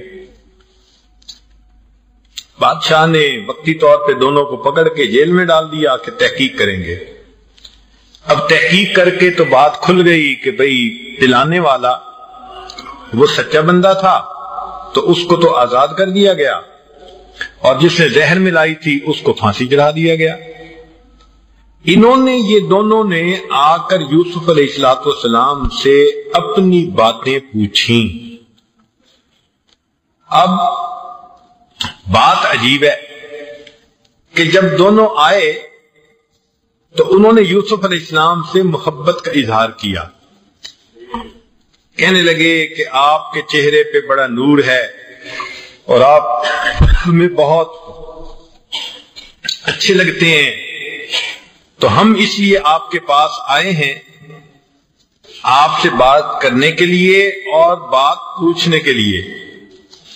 تو اس پر یوسف علیہ السلام نے ان کو عجیب جواب دیا. سنیے ذرا. حکا مجاہد انہما قالا لیوسف، وہ دونوں نوجوان یوسف علیہ السلام سے کہنے لگے، جو دونوں یوسف علیہ السلام کے ساتھ جیل میں تھے، واللہ لقد احببناک حین رأیناک، اللہ کی قسم جب ہم نے آپ کو دیکھا تو ہمیں آپ سے محبت ہو گئی. تو جب انہوں نے محبت کا اظہار کیا، فقال یوسف، تو یوسف علیہ السلام نے آگے سے جواب دیا، انشدکما باللہ ان احببتمانی، میں تم دونوں کو اللہ کا واسطہ دیتا ہوں کہ میرے ساتھ محبت مت کرو. فما احبنی احد الا دخل علی من حبہ بلا، جس نے بھی میرے ساتھ محبت کی اس کے بدلے مجھے مصیبت ملی. لقد احبتنی امتی فدخل علی من حبہا بلا، میری پھپھی نے مجھ سے محبت کی تھی اور اس کی وجہ سے مجھ کو مصیبت میں پڑنا پڑا. چوری کا الزام لگا تھا، حالانکہ وہ سارا معاملہ کیا پھپھی نہیں تھا ان کو اپنے پاس رکھنے کے لیے، لیکن ان پر دھبا تو لگ گیا چوری کا. ثم احبنی ابی، پھر مجھ سے والد نے محبت کی، فدخل علی من حبہ بلا، پھر مجھے کنویں میں پڑنا پڑ گیا. ثم احبتنی زوجۃ صاحبی العزیز، پھر مجھ سے زلیخا نے محبت کی، فدخل علیہا من حبہا بلا، پھر مجھ پر مصیبت آ گئی اس کی جیل والی. لا اريد ان يحبني الا ربی، میں نہیں چاہتا کوئی مجھ سے محبت کرے سوائے میرے پروردگار کے. تو آج کی بچیوں کو بھی، عورتوں کو بھی یہ سبق سیکھنا چاہیے. مرد بچے جو بے ریش ہوتے ہیں ان کو بھی یہ سبق یاد رکھنا چاہیے کہ کوئی بھی ذرا محبت کا اظہار کرے تو وہ فوراً کہیں کہ بھائی بس میں چاہتا ہوں کہ اللہ ہی مجھ سے محبت کرے، مجھے مخلوق کی محبت کی ضرورت نہیں ہے. ہاں، عورت کو طلب رہنی چاہیے کہ خاوند محبت کا اظہار کرے اور جتنی کرتا ہے اتنا کرے، وہ تو اس کا حق ہے شرعی. خاوند کے علاوہ جب بھی کوئی محبت کا اظہار کرے گا تو مصیبت ہوگی. تو ڈرنا چاہیے، گھبرانا چاہیے. ورنہ آج کل تو جو دین سے ہٹی ہوئی بچیاں عورتیں ہیں وہ بڑا خوش ہوتی ہیں، وہ جی ہم تو جہاں جاتے ہیں لوگ بڑے شوق سے ہمیں دیکھتے ہیں. یہ کوئی اچھی بات نہیں ہے، یہ تو بہت خطرے کی بات ہے. اب وہ دونوں بندے جو آئے تو انہوں نے یوسف علیہ السلام کے چہرے پر نور کو دیکھا تھا. کہتے ہیں نا، مرد حقانی کی پیشانی کا نور کب چھپا رہتا ہے پیش ذی شعور. تو ان لوگوں نے بھی دیکھ لیا کہ بھئی منور چہرہ ہے، چنانچہ وہ خواب پوچھنے کے لیے آ گئے.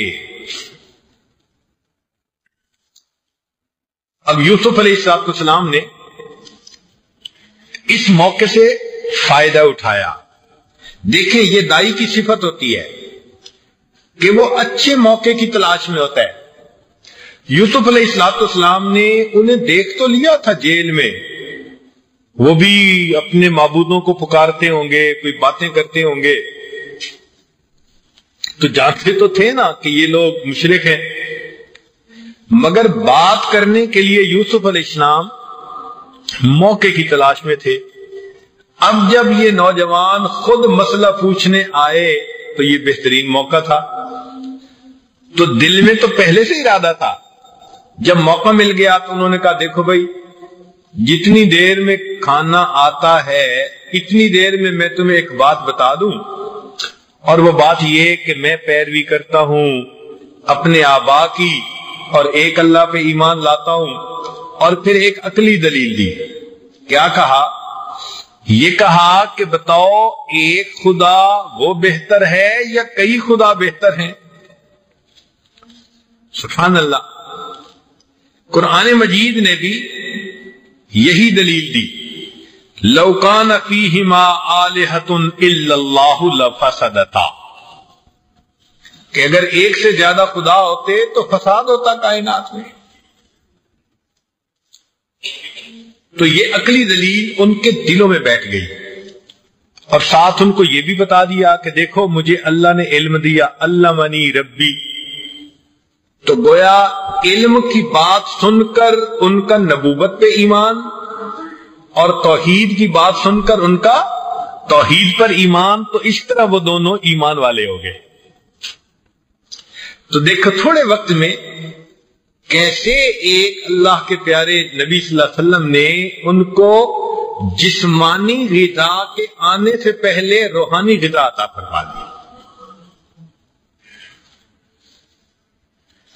اس لیے کہتے ہیں ادعو الی سبیل ربک بالحکمت والموعظۃ الحسنہ. یہ حکمت تھی.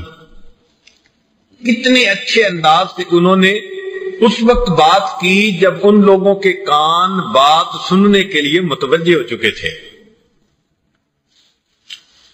ایک نقطے کی بات اور بھی سمجھ لیجئے کہ سیدنا صدیق اکبر عنہ کو اللہ رب العزت نے قرآن مجید میں ایک عزت سے ایسا نوازا کہ نبی علیہ السلام نے فرمایا اذ یقول لصاحبہ لا تحزن ان اللہ معنا.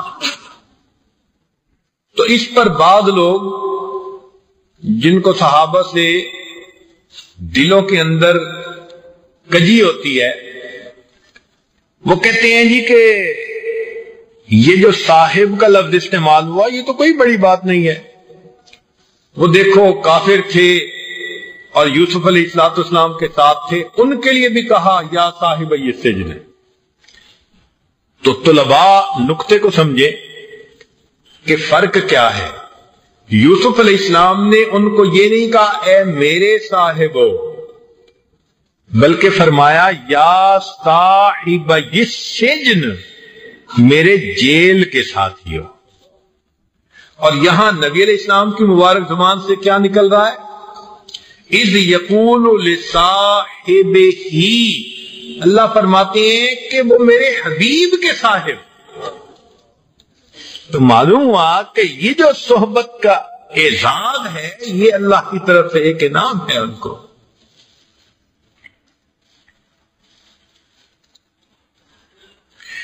تو فرمایا ام اللہ الواحد القہار، کیا کئی خدا اچھے ہیں یا ایک خدا جو بڑی قدرت والا ہو؟ اس کو کہتے ہیں الاستفہام علی سبیل الانکار.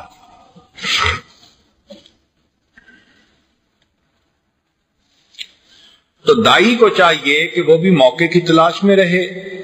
ہمارے حضرت رحمت اللہ علیہ جب اجازت خلافت دیتے تھے تو کئی مرتبہ خلفاء کو یہی آیتیں پڑھ کر نصیحت فرماتے تھے کہ دیکھو یوسف علیہ السلام نے اس تھوڑے سے وقت کو بھی یوٹیلائز کیا کہ جتنی دیر میں کھانا آتا ہے میں تمہیں اللہ کی بات سناتا ہوں. تو حضرت فرماتے تھے کہ خلفاء کو بھی چاہیے کہ اتنا تھوڑا سا بھی اگر وقت ہو تو بھی لوگوں سے اللہ کے دین کی بات کر لیا کرے. جہاں جاتے ہیں ہم تیرا فسانہ چھیڑ دیتے ہیں.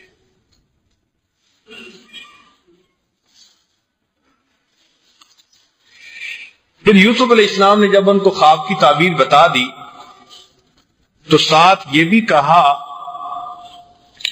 قضی الامر الذی فیہ تستفتیان، جس بارے میں تم پوچھتے تھے وہ اسی طرح مقدر ہو چکا.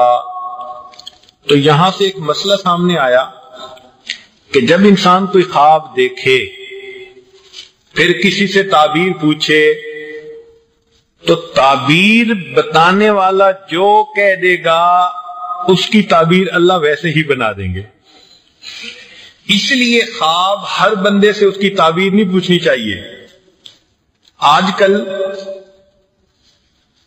دیکھا یہ گیا ہے کہ لوگ ہر کسی سے خواب کی تعبیر پوچھتے پھرتے ہیں. ذرا اس کی بھی تفصیل سن لیں. امام جعفر صادق رحمت اللہ علیہ فرماتے ہیں کہ 4 قسم کے لوگوں سے خواب کی تعبیر پوچھنا جائز نہیں. پہلا، بے دین لوگوں سے جو شریعت کے پابند نہ ہوں، کیونکہ جو بے دین انسان ہے اس کی بات میں خیر و برکت ہی نہیں ہوتی. تو جو بندہ بے نمازی ہے، جو بندہ فاسق و فاجر اعلانیہ گناہ کرنے والا ہے، تو ایسے بندے کے سامنے اپنا خواب بیان نہیں کرنا چاہیے. تعبیر اس سے خواب کی نہیں پوچھنی چاہیے. دوسری بات، عورتوں سے کس لیے کہ عورت از خود خواب کی تعبیر اگر دے گی تو ناقص العقل ہونے کی وجہ سے فیصلہ ٹھیک نہیں کر پائے گی. ہاں اگر وہ عالمہ ہے اور اس نے خواب کی تعبیر کہیں پڑھی ہوئی ہے یا سنی ہوئی ہے تو سبق سنانے کی نیت سے وہ اس خواب کی تعبیر سنا سکتی ہے. نئے خواب کی تعبیر اپنی عقل سمجھ سے دینا، اس کو عورتوں کو منع کر دیا گیا کیونکہ یہ فتویٰ کی مانند ہوتا ہے. تستفتیان کا لفظ بتا رہا ہے خواب کی تعبیر فتوے کی مانند ہے. اور جیسے فتویٰ ہر کسی سے نہیں پوچھتے، ویسے آج کل کے زمانے میں تو داڑھی منڈے بھی ٹی وی پہ آ کے فتوے دے رہے ہوتے ہیں. اور کئی لوگ تو ماشاءاللہ انٹرنیٹ سے فتوے پوچھ رہے ہوتے ہیں. امام گوگل سے فتوے پوچھتے ہیں.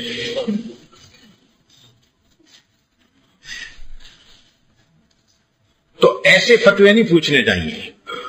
اس لیے اگر خواب آئے بھی تو تعبیر کسی نیک انسان سے پوچھیں اور مرد سے پوچھیں. اور تیسرا فرمایا کہ جاہلوں سے، وہ اگرچہ پی ایچ ڈی ڈاکٹر ہو، یا کوئی بڑا ریسرچ کرنے والا ہو، لیکن اگر دین کا علم نہیں تو وہ خواب کی تعبیر بتانے کا اہل نہیں۔ اور چوتھی بات کہ اپنے دشمنوں سے خواب کی تعبیر نہیں پوچھنی چاہیے یا حاسدین سے، اس لیے کہ اگر اس حاسد نے کوئی تعبیر الٹی کر دی تو پھر ویسا ہی ہو جائے گا۔ تو بچے، اب اس بارے میں نبی علیہ الصلوۃ والسلام نے کیا خوبصورت تعلیم دی، قربان جائیں اللہ کے حبیب صلی اللہ علیہ وسلم پر۔ ہر جگہ جہاں بندہ اٹکتا ہے اللہ کے حبیب اس کی کشتی کو کنارے لگاتے ہیں۔ فرمایا، حدیث پاک سنیے، من رآ رویا، جو شخص خواب دیکھے، فلا یقصها الا علی حبیب او لبیب، اس کو چاہیے کہ وہ اس خواب کو بیان کرے یا تو حبیب کے سامنے یعنی اپنے دوست کے سامنے، او لبیب یا پھر عقل مند بندے کے سامنے۔ لب عقل کو کہتے ہیں۔ تو بھئی یا عقل مند بندے سے پوچھو، نیکوکار سے، یا پھر کوئی اپنا ملنسار بندہ ہو جو دل میں درد رکھتا ہو۔ تو خواب دو بندوں سے بیان کرنا چاہیے، حبیب سے یا پھر لبیب سے، تاکہ وہ تعبیر دیں۔ ہاں، تعبیر جب کسی نے دے دی، اب اگر کوئی سنانے کی ضرورت پیش آئی تو اب سنانے میں حرج نہیں ہوتا۔ کوئی ضرورت پیش آ گئی تو تعبیر تو دینے والا دے چکا نا، اب اس کے بعد اگر کسی کو گھر میں بتانا ہے یا کسی کو انفارم کرنا ہے تو پھر اس میں رکاوٹ نہیں ہے۔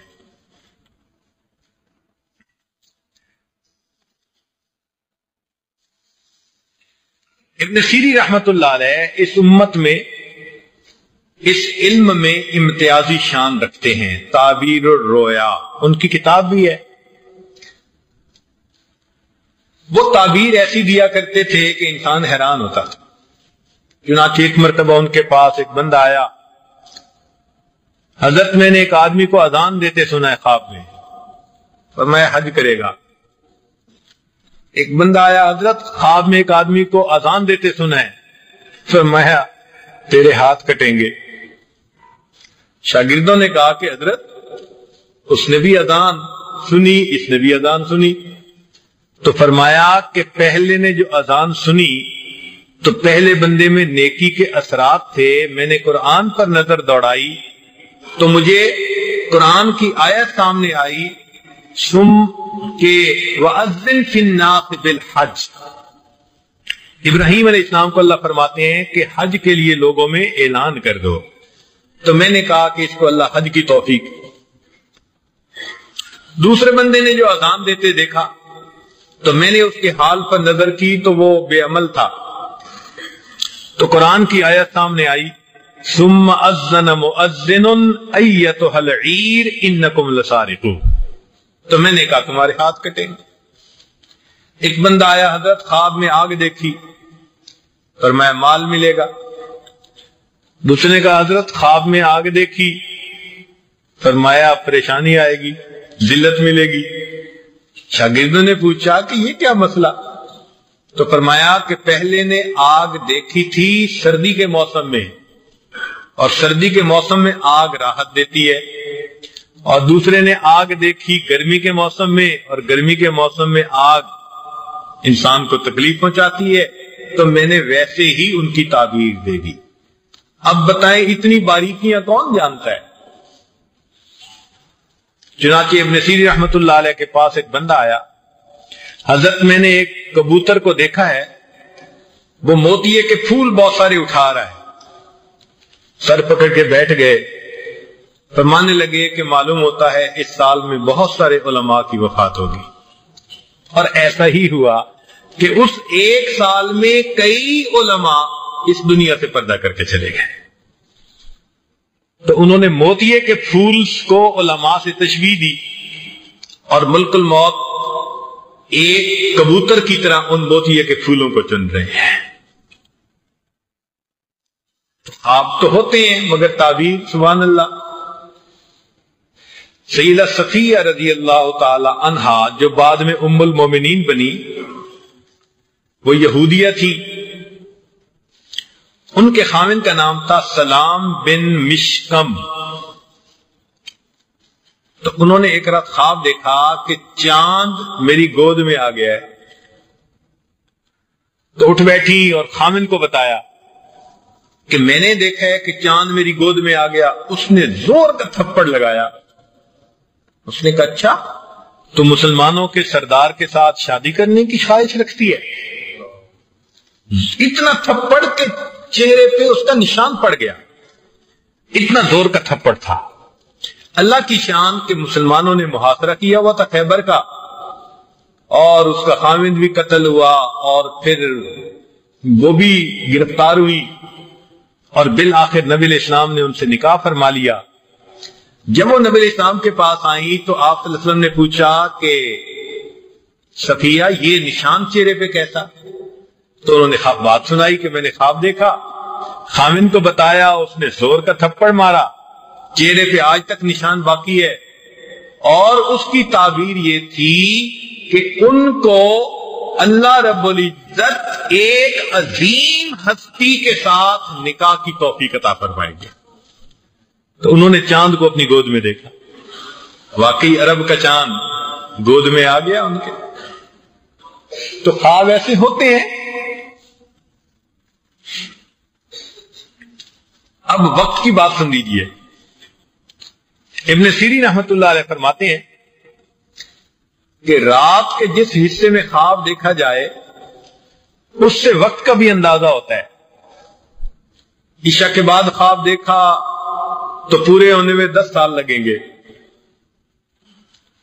اور آدھی رات میں دیکھا تو 5 سال لگیں گے، اور اگر سحری کے وقت دیکھا تو چند مہینوں میں پورا ہو جائے گا. تو ان کے نزدیک فجر کا وقت جب شروع ہوتا ہے وہ خواب کے پورے ہونے کی لمٹ ہوتی ہے. جتنا فجر کے قریب خواب دیکھیں گے اتنا جلدی وہ پورا ہوگا، اور اگر شروع رات میں دیکھیں گے تو لمبا عرصہ ویٹ کرنا پڑے گا.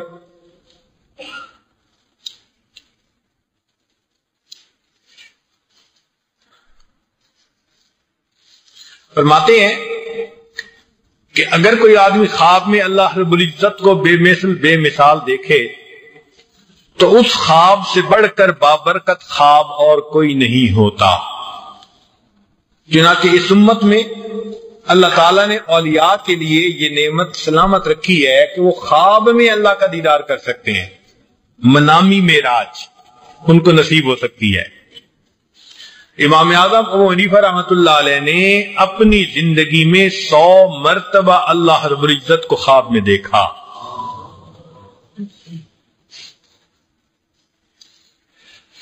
اگر کوئی شخص حضرت جبریل علیہ السلام کو خواب میں دیکھے خوش طبع اور خندہ پیشانی کے ساتھ تو اس کی تعبیر ہوگی کہ وہ اپنے دشمنوں کے اوپر کامیاب اور فتح یاب ہوگا. اور اگر جبریل علیہ السلام کو دیکھا اور پریشان حالت میں دیکھا تو تعبیر ہوگی کہ اس کو دشمنوں کے مقابلے میں ناکامی ہوگی. خواب میں اسرائیل علیہ السلام کو آسمان پر دیکھا اور اپنے آپ کو زمین پر دیکھا تو یہ اس بات کی علامت کہ یہ بندہ اپنے مرتبے سے معزول ہو جائے گا. فرشتوں کو آپس میں لڑتے ہوئے دیکھا تو اس بات کی علامت کہ یہ شخص گناہوں کی وجہ سے عذاب الہی میں گرفتار ہوگا.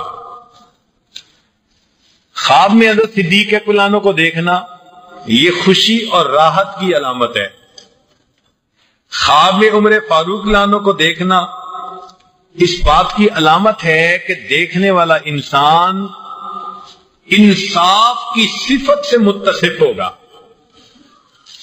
خواب میں عثمان غنی عنہ کو دیکھنا اس بات کی علامت کہ یہ انسان عبادت گزار پرہیزگار ہوگا. حضرت علی عنہ کو خواب میں دیکھنا اس بات کی نشانی کہ دیکھنے والا انسان بہادر ہوگا، قبیلے کا سردار بنے گا.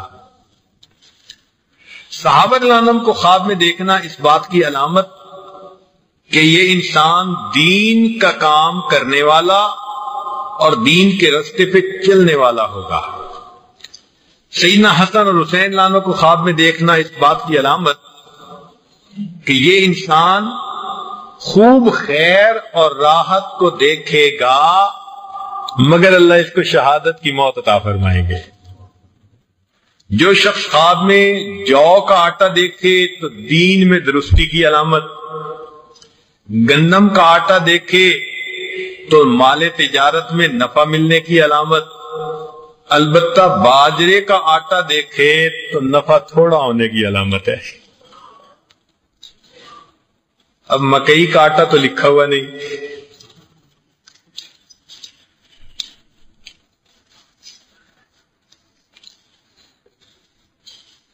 چنانچہ فرمایا یوسف علیہ السلام نے اس بندے سے جس کو کہ امید تھی کہ یہ نجات پا جائے گا اور بادشاہ کے قریب ہو جائے گا، اس کو کہہ دیا کہ بھئی بادشاہ کے سامنے جا کے ذرا میرا بھی تذکرہ کرنا۔ یوسف علیہ السلام یہ چاہتے تھے کہ اس کو یاد دہانی ہو جائے گی کہ بھئی ایک بندے کو جو میں نے جیل میں ڈالا ہوا ہے اور کئی سال گزر گئے تو میں نے اس کا پتہ بھی نہیں کیا۔ اللہ کی شان دیکھیں کہ وہ جب بندہ گیا تو شیطان نے اس کو یہ بات ہی بھلا دی۔ اصل میں وقت پورا نہیں ہوا تھا۔ اللہ تعالیٰ کے ہاں ہر چیز کا ایک وقت متعین ہوتا ہے۔ تو ان کو بضع سنین، کئی سال، یہ بضع سنین 2 سے لے کے 9 10 تک، تو کچھ حضرات 5 سال کہتے ہیں، زیادہ 9 سال کہتے ہیں کہ ان کو 9 سال اور رہنا پڑ گیا۔ اور بعض نے فرمایا کہ اگر وہ بندے کو اگر کہنے کی بجائے اللہ سے فریاد کرتے تو اللہ تعالیٰ جلدی نجات کا ذریعہ بنا دیتے۔ وہ حضرات فرماتے ہیں کہ حسنات الابرار سیئات المقربین، کہ جو قرب کے مقام میں ہوتے ہیں پھر اللہ تعالیٰ یہ بھی نہیں چاہتے کہ یہ میرے سوا کسی اور کے سامنے اپنا حال سنائیں، ان کو چاہیے یہ میرے ہی سامنے حال سنائیں، میں ہی ان کی بات کو سنوں۔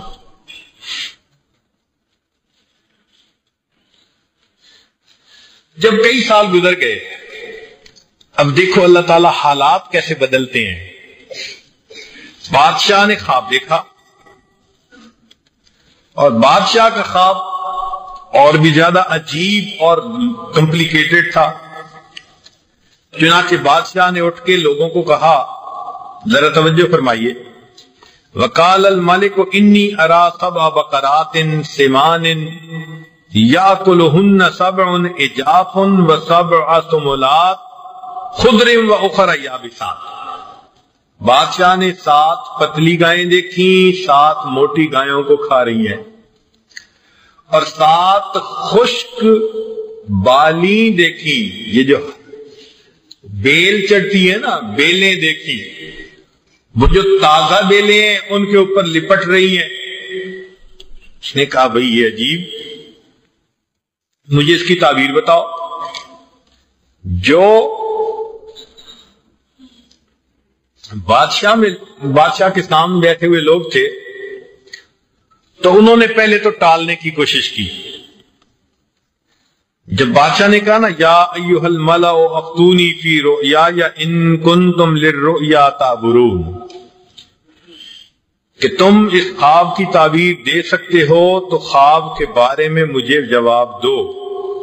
قالوا اضغاث احلام، وہ کہنے لگے ایسے ہی پریشان خیال ہے، انسان کو کئی مرتبہ تھکاوٹ کی وجہ سے، ذہنی تھکاوٹ کی وجہ سے ایسے اوٹ پٹانگ خواب بھی آ جاتے ہیں، بے مقصد بے معنی ہوتے ہیں۔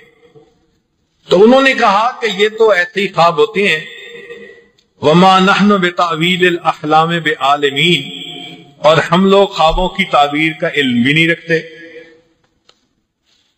اب جب بادشاہ سے پوچھا تو جو بندہ پانی پلانے والا تھا اس کو یاد آیا کہ ہاں جیل میں ایک شخصیت نے ہمارے خوابوں کی تعبیر دی تھی اور خواب بالکل سچ تھا، تو کیوں نہ میں اس سے جا کے خواب کی تعبیر پوچھوں۔ لہذا وقال الذی نجا منہما وادکر بعد امۃ،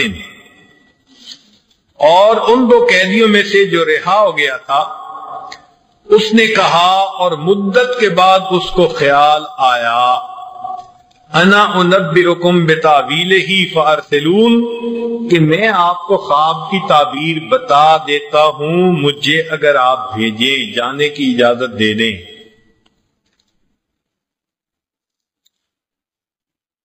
پھر وہ آیا جیل میں اور آ کر کہنے لگا یوسف ایھا الصدیق، یوسف علیہ السلام اے صدیق۔ ایک ہوتا ہے صادق، ایک ہوتا ہے صدیق، دونوں میں فرق ہوتا ہے۔ صادق کہتے ہیں جو زبان سے سچ بول رہا ہو، وہ صادق ہوتا ہے، اور صدیق کہتے ہیں جو زبان سے بھی سچ بولے اور اس کا عمل بھی اس کی تصدیق کرے، دونوں کمبائن ہو۔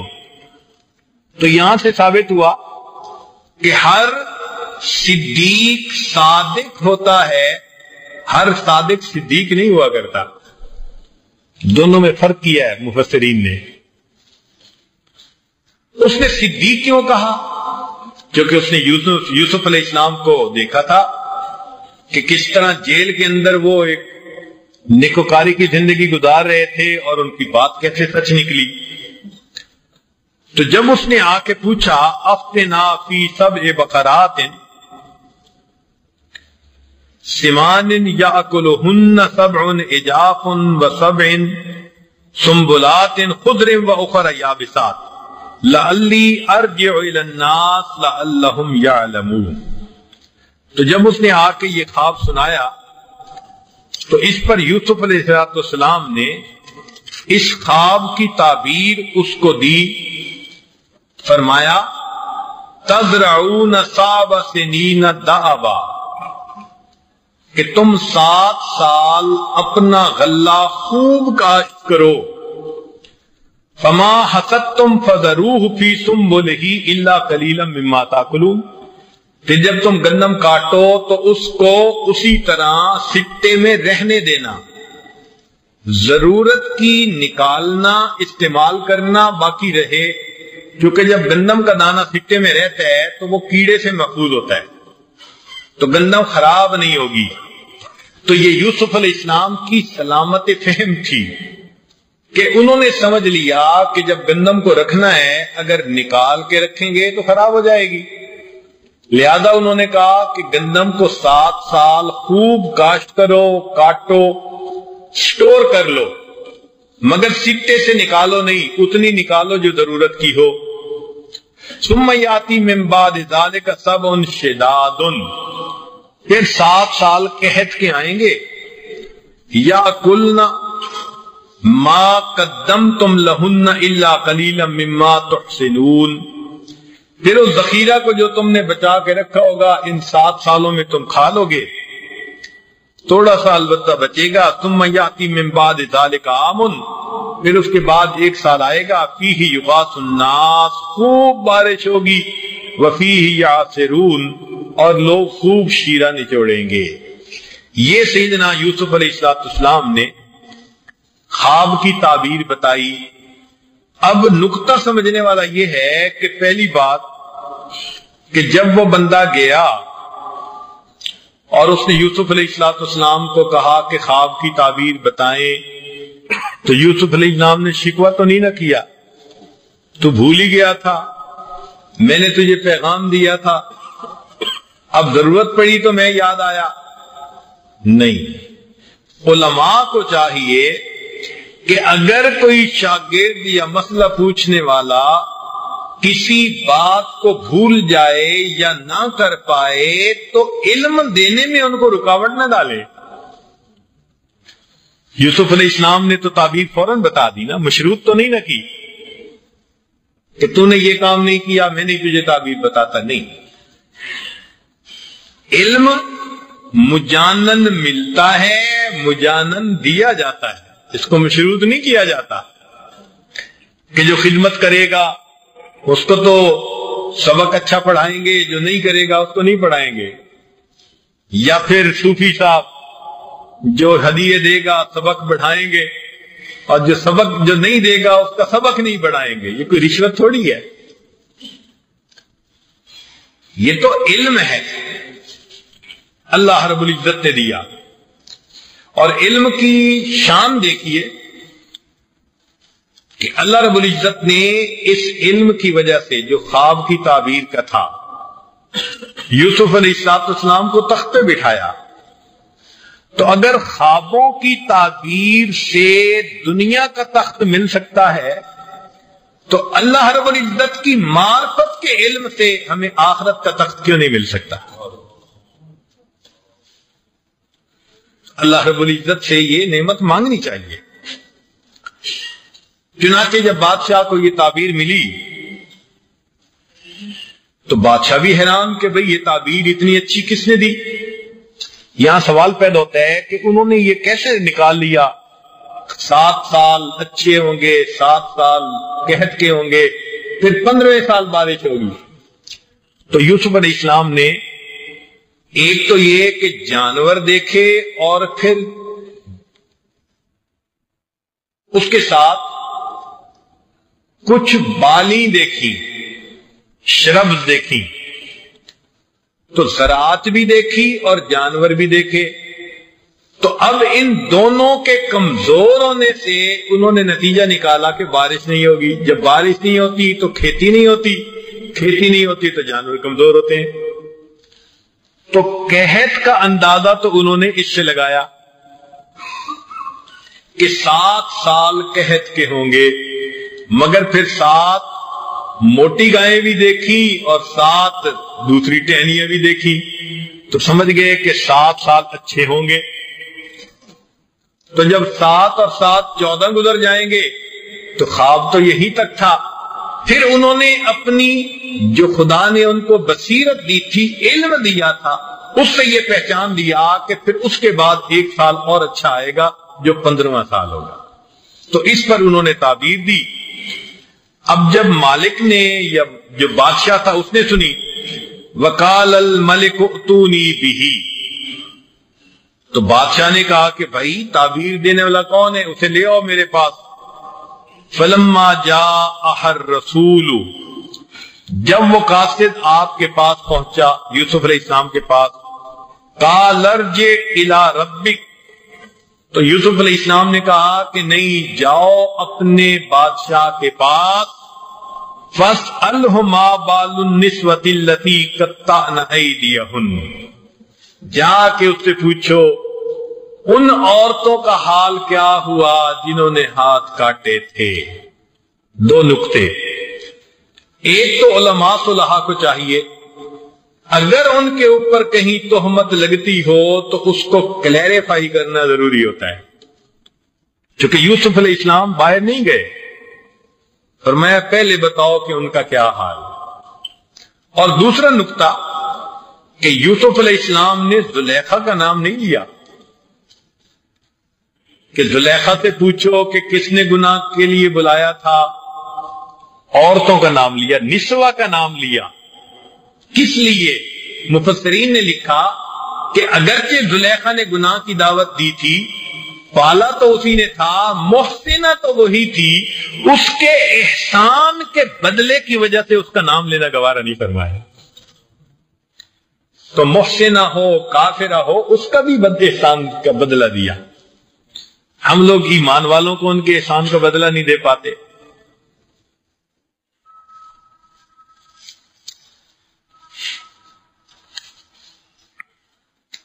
اب آنے والے بندے نے یہ کہا کہ جی آپ جیل سے آئیں، باہر نکلے. یوسف علیہ السلام فرماتے ہیں ارجع، واپس جاؤ. حدیث مبارکہ میں ہے کہ نبی علیہ السلام نے فرمایا رحم اللہ اخی یوسف، اللہ تعالیٰ بھائی یوسف پر رحم فرمائے. لو کنت مکانہ، اگر اس کی جگہ میں ہوتا، لاجبت الداعی، تو میں آنے والے کی دعوت کو قبول کر کے جیل سے نکل جاتا. یوسف علیہ السلام کا صبر دیکھیے. اب جب بادشاہ سے یہ بات پوچھی گئی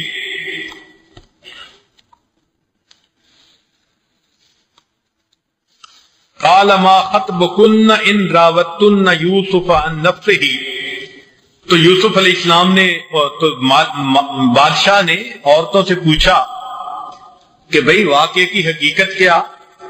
قلنا حاشا للہ ما علمنا علیہ من سوء، وہ کہنے لگی کہ حاشا للہ، ہم نے تو اس میں ذرا بھی برائی نہیں دیکھی۔ تو عورتوں نے اس بات کی گواہی دی۔ یہاں ایک نقطہ اور بھی ذہن میں رکھیں کہ عورتوں نے جب دیکھا تھا تو کیا کہا تھا؟ ما ھذا بشرا ان ھذا الا ملک کریم۔ تو فرشتوں سے اس لیے تو انہوں نے مشابہت دی تھی کہ فرشتوں کے اندر یہ بشری تقاضا نفسانیت کا نہیں ہوتا۔ تو مفسرین نے لکھا کہ فرشتوں کے ساتھ تشبیہ دینے کا اصل مقصد تھا کہ یہ جو زلیخا کی بات چل پڑی ہے، اس کے اندر ہمیں وہ چیز نظر نہیں آتی، اس کے اندر تو وہ کرامت ہے جو اللہ نے فرشتوں کو عطا فرمائی ہوئی ہے، یہ نفسی اور بشری تقاضوں والا بندہ نہیں ہے، اس لیے انہوں نے فرشتوں سے تشبیہ دی تھی۔ چنانچہ اب جب بادشاہ نے پوچھا تو عورتوں نے بات واضح کر دی۔ قالت امرأۃ العزیز، عزیز کی بیوی کہنے لگی الآن حصحص الحق، کہ اب تو بات کھل گئی، انا راودتہ عن نفسہ، میں نے یوسف کو اپنی طرف مائل کیا تھا، وَإِنَّهُ لَمِنَ الصَّادِقِينَ، اور وہ تو سچا ہے۔ اب دیکھیں کہ وہ زلیخا جو پہلے تو کہہ رہی تھی کہ کیا ہونا چاہیے اس کا سزا جو تمہارے اہل خانہ سے بدکاری کرے، تو شروع میں تو اس نے اپنی بات نہیں مانی، اب اتنے سالوں کے گزرنے کے بعد اب آ کر وہ بات مان رہی ہے۔ تو دو سٹیٹمنٹ ڈیفرنٹ کیوں ہیں کہ پہلے یہ کہا کہ اس نے اہل خانہ کے ساتھ برائی کا ارادہ کیا، جیل میں بھیجو، سزا دو، اتنے سال جب گزر گئے اب کہتی ہے کہ ہاں میں نے یہ کہا تھا۔ تو مفسرین نے لکھا کہ محبت جب کچی ہوتی ہے تو انسان دوسرے کے سر پہ بوجھ ڈالتا ہے، اور جب محبت راسخ ہو جاتی ہے پھر انجام کا ڈر نہیں ہوتا، پھر سارا سر اپنے سر پہ بوجھ اٹھا لیا کرتا ہے۔ اب اس کی محبت تام ہو چکی تھی یوسف علیہ السلام کے بارے میں، تو اب اس نے کہہ دیا نتیجہ جو بھی نکلے گا میری ذلت ہوگی، بدنامی ہوگی، خاوند مجھ سے ناراض ہوگا، بات میں سچی کرتی ہوں کہ ہاں میں نے یوسف سے محبت کی اور میں نے ہی اس کو اپنی طرف مائل کیا۔ اللہ کتنا کریم ہے، جس نے الزام لگایا تھا اسی کی زبان سے اللہ پاک دامنی کی گواہیاں بھی دلوا دیتا ہے۔ یہ اللہ رب العزت کے ہاں ایک عجیب معاملہ ہے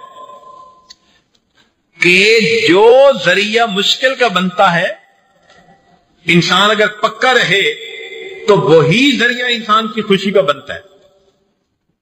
اب دیکھیں یوسف علیہ السلام نے خواب دیکھا اور مشکلات میں پڑنے کا سبب وہی بنا، وہ جو شروع میں دیکھا تھا 11 ستارے، چاند اور سورج۔ تو خواب دیکھا اور مشکلات کی ابتدا ہو گئی، اور ان مشکلات میں وہ دین کے اوپر جمے رہے، حکم خدا کے ساتھ جڑے رہے، پھر آخر پہ ملک نے خواب دیکھا اور وہی خواب ان کے تخت میں بیٹھنے کا ذریعہ بن گیا۔ خواب ہی مشکل میں پڑنے کا ذریعہ بنا، اللہ نے خواب ہی کو تخت پہ بیٹھنے کا ذریعہ بنا۔ سبحان اللہ، اللہ کی شان بہت بڑی ہے۔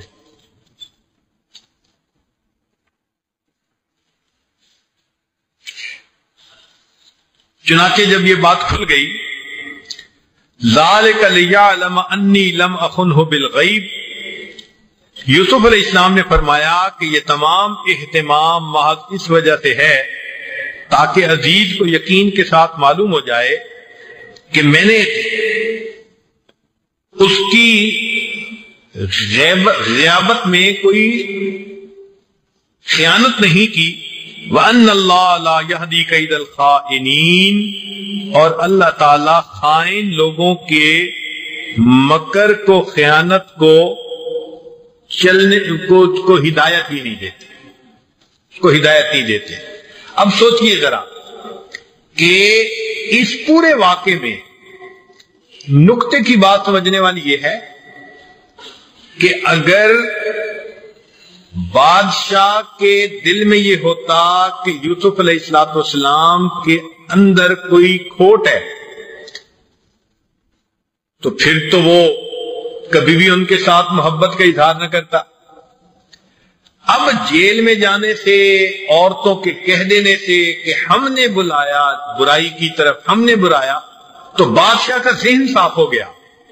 تو جب بادشاہ کا ذہن صاف ہو گیا کہ یہ بندہ امانت میں خیانت کرنے والا نہیں، تو ٹرننگ پوائنٹ یہاں سمجھنے والا یہ ہے کہ بادشاہ اس وقت عمر میں بھی کافی ہو چکا تھا اور وہ چاہتا تھا کہ میرے کام کو کوئی سنبھالے، میں اب ان جھمیلوں سے نمٹنے کے قابل نہیں رہا عمر زیادہ ہونے کی وجہ سے۔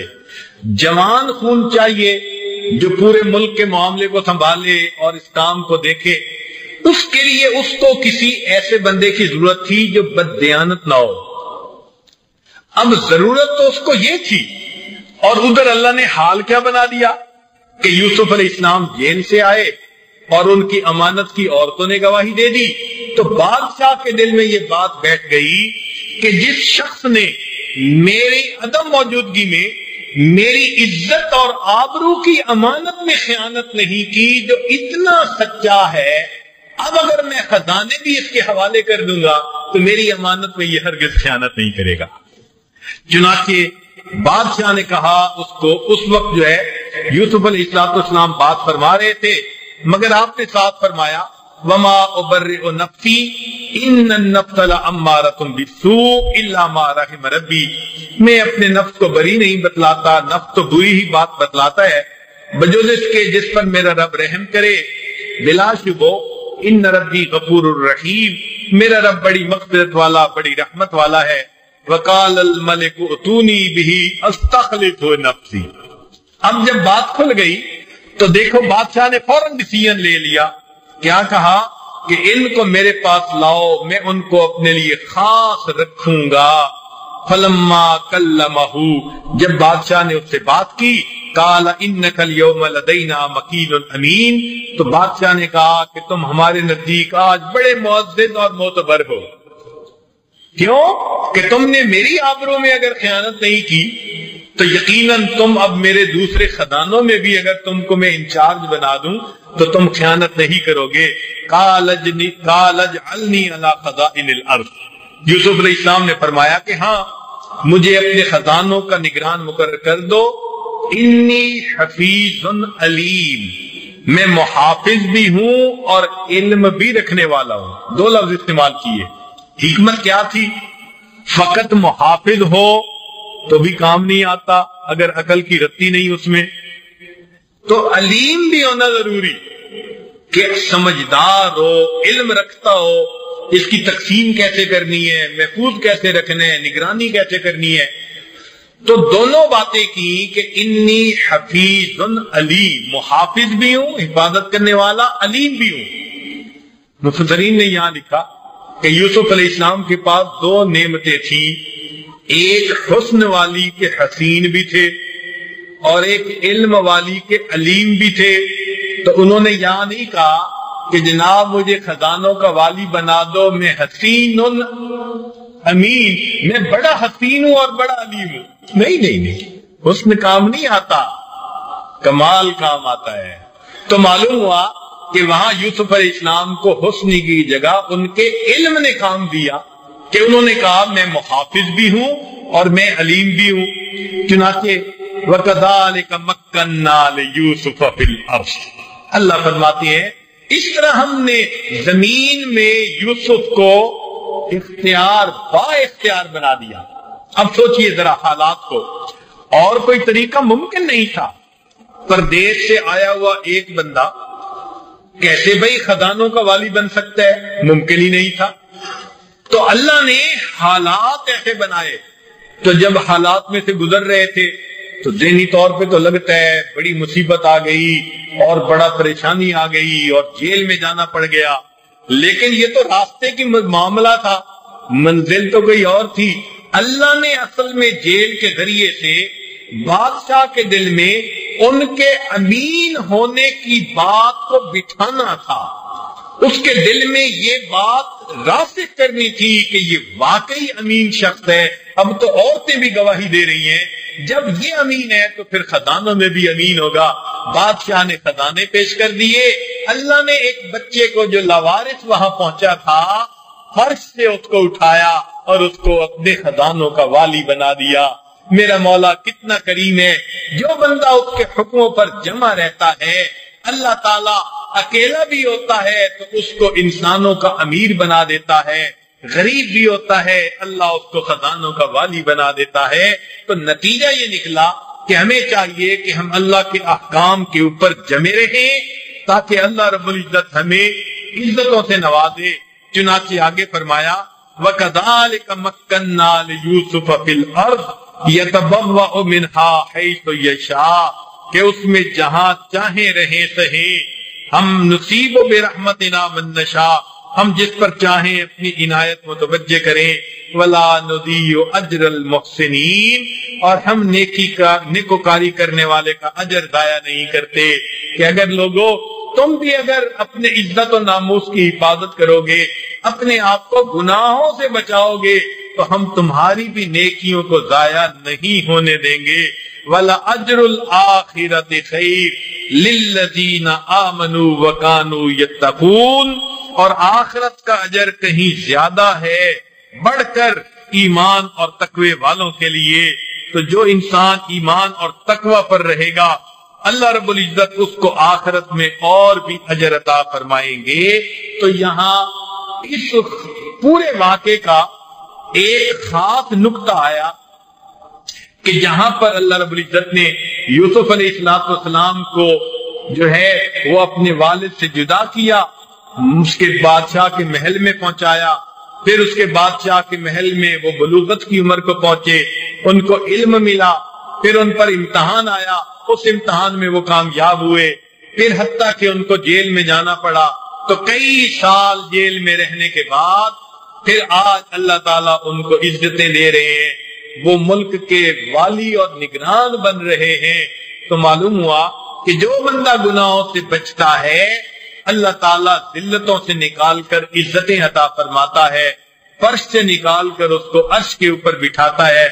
کہتے ہیں کہ یوسف علیہ السلام ایک مرتبہ اپنے لاؤ لشکر کے ساتھ، لوگوں کے ساتھ، قافلے کے ساتھ جا رہے تھے، تو اس وقت زلیخا بوڑھی ہو چکی تھی۔ اس نے دیکھا اور اس نے یوسف علیہ السلام کو دیکھ کر ایک بات کہی، مگر بڑی عجیب تھی۔ بعض لوگ تو کہتے ہیں نا کہ یوسف علیہ السلام کے لیے اللہ نے زلیخا کو جوان بنا دیا تھا، پھر شادی ہو گئی تھی، مگر یہ سب زبانی کلامی باتیں ہیں، محدثین کا اس کے ساتھ اتفاق نہیں۔